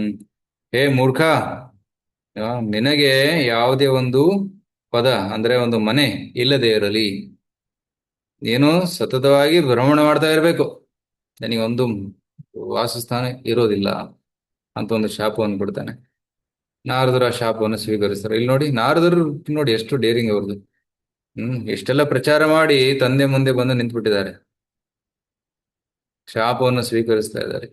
ಯಾಕಂದ್ರೆ ಇದು ಕೂಡ ದಕ್ಷನ ಮೇಲೆ ಒಂದು ಅನುಗ್ರಹ. ದಕ್ಷನ ಮನಸ್ಸಲ್ಲಿ ಎಷ್ಟೊಂದು ನೋವಿದೆ, ಅದು ಹೊರಗೆ ಬರಲಿ. ಅದು ಒಳಗಡೆ ಇದ್ರೆ ಅದು ಒಳಗಡೆ ಕುದಿತಾ ಇರ್ತದೆ, ಕುದ್ದಾಗಿ ಅವ್ರ ಮನಸ್ಸಿಗೆ ನೋವಾಗ್ತದೆ, ಅವರಿಗೆ ಕಷ್ಟ ಆಗ್ತದೆ. ಅದಕ್ಕೆ ಒಳಗಿರುವಂತಹ ವಿಷಯ ಹೊರಗಡೆ ಬರಲಿ, ಅವಾಗ ದಕ್ಷನ ಮನಸ್ಸು ಹಗರಾಗ್ತದೆ ಅಂತ ಆ ಒಂದು ದೃಷ್ಟಿಯಿಂದ ಅವರು ನಾರದರು ಬರ್ತಾರೆ. ಬಂದು ನಾರದರು ಏನ್ ಮಾತಾಡೋದಿಲ್ಲ, ಬರೀ ಕೇಳಿಸ್ಕೊಂತಾರೆ, ಶಾಪವನ್ನು ಸ್ವೀಕರಿಸ್ಕೊಂಡು ಹೋಗ್ತಾರೆ ಅಷ್ಟೇ. ಯಾವುದಕ್ಕೋಸ್ಕರ? ದಕ್ಷನ ಒಳ್ಳೇದಕ್ಕೋಸ್ಕರ. ಸೊ ಮಕ್ಕಳ ಉದ್ಧಾರ ಕೂಡ ಮಾಡಿದ್ರು, ದಕ್ಷಿಣ ಉದ್ಧಾರ ಮಾಡಿದ್ವಿ, ದಕ್ಷಿಣ ಹತ್ರನೂ ಬಂದ್ರು. ಸೊ ಇದು ಇಂತಹ ಪ್ರಚಾರಕರು, ಎಂತಹ ಪ್ರಚಾರಕರು, ಮಹಾನ್ ಪ್ರಚಾರಕರು ಇರು ನಾರದರು. ಸೊ ಈ ರೀತಿ ನಾರದರನ್ನು ಶಾಪವನ್ನು ಸ್ವೀಕರಿಸಿ ಅವರು ಹೋಗ್ತಾರೆ. ಶ್ರೀ ಶುಕೋವಾಚ ಪ್ರತಿ ಜಗ್ರಾಹ ತದ್ವಾಡಂ ನಾರದಃ ಸಾಧು ಸಮ್ಮತಃ ಏತಾವಾನ್ ಸಾಧುವಾದೋ ಹಿ ತಿತಿಕ್ಷೇತೀಶ್ವರ ಸ್ವಯಂ. ಸೊ ಭಗವಂತನ ಅನುಗ್ರಹ ಅಂತ ತಿಳ್ಕೊಂಡು ನಾರದರು ಅದನ್ನ ಶಾಪವನ್ನು ಸ್ವೀಕರಿಸ್ತಾರೆ, ಅದನ್ನು ಸಹಿಸ್ಕೊಂತಾರೆ. ರಿಟರ್ನ್ ಪ್ರಜಾಪತಿ ದಕ್ಷನ ಶಾಪವನ್ನ ಅವರು ಅಂದ್ರೆ ಪ್ರತಿಶಾಪ ಕೊಡ್ಬೋದಿತ್ತು, ಬಟ್ ಅವರು ಸಾಧು ಆದ ಕಾರಣ ಅದನ್ನ ಸ್ವೀಕರಿಸ್ತಾರೆ, ಸಹಿಸ್ಕೊಂತಾರೆ. ಸೊ ಸಹಿಸ್ಕೊಂಡು ಅವರು ತಮ್ಮ ಲೋಕಕ್ಕೆ, ತಮ್ಮ ಪ್ರಚಾರ ಕಾರ್ಯಕ್ಕಾಗಿ ಮುಂದುವರಿತಾರೆ. ಸೊ ನಂತರ ದಕ್ಷ ಗಂಡು ಮಕ್ಕಳನ್ನ ಪಡೆಯೋದಿಲ್ಲ, 60 ಜನ ಹೆಣ್ಮಕ್ಳನ್ನು ಪಡಿತಾನೆ. ಸೊ ದಕ್ಷ ಪುತ್ರಿಯರು. ಸೊ ಆ ದಕ್ಷ ಪುತ್ರಿಯರಿಂದ ಇಡೀ ಜಗತ್ತು ತುಂಬಿ ಹೋಗ್ತದೆ, ಹಲವಾರು ಭಕ್ತರಿಂದ ತುಂಬಿ ಹೋಗ್ತದೆ. ಈ 60 ಜನರ ಮದುವೆ ಹಲವಾರು ಪ್ರಜಾಪತಿಗಳು, ಋಷಿಗಳ ಜೊತೆ ಆಗ್ತದೆ. ಆಗ ದಕ್ಷನಿಗೆ ತುಂಬಾ ಸಂತೋಷ ಆಯ್ತು, ಅವನು ಸರ್ವಿಸ್ ಅಲ್ಲಿ ಸಕ್ಸಸ್ಫುಲ್ ಆದ. Hare Krishna. Thank you very much. So ಇವತ್ತು ತುಂಬಾ ಜನ ಬಂದಿದ್ದೀರಾ. ಲಾಸ್ಟ್ 2 ವಾರ ಕ್ಲಾಸ್ ಮಾಡೋಕ್ಕಾಗಲಿಲ್ಲ, ಸೊ 2 ವಾರದ ನಂತರ ಇವತ್ತು ಕ್ಲಾಸ್ ಆಯ್ತು. ಇವತ್ತು ನಾವು 5ನೇ ಅಧ್ಯಾಯವನ್ನು ಕಂಪ್ಲೀಟ್ ಮಾಡಿದ್ದೇವೆ. ಓಕೆ, ಹರೇ ಕೃಷ್ಣ. ತುಂಬಾ ಚೆನ್ನಾಗಿತ್ತು ಪ್ರಭುಜಿ ಕ್ಲಾಸ್. ಹರೇ ಹರೇ ಕೃಷ್ಣ. ವಿನಯಪುರ, ಎನಿ ಅನೌನ್ಸ್ಮೆಂಟ್ಸ್? ಹರೇ ಕೃಷ್ಣ ಪ್ರಭುಜಿ, ಸದ್ಯಕ್ಕೇನು ಇಲ್ಲ ಪ್ರಭುಜಿ. ಓಕೆ, ಅದು ಯಾತ್ರೆ ಬಗ್ಗೆ ಪ್ಲಾನ್ ಮಾಡ್ತಾ ಇದ್ರಲ್ಲ, ಅದು ಫೈನಲ್ ಮಾಡಿ ಅನೌನ್ಸ್ಮೆಂಟ್ ಮಾಡಬಹುದು. ಕಾರ್ತಿಕ್ ಮಾಸದ ಯಾತ್ರೆ. ಓಕೆ ಪ್ರಭುಜಿ.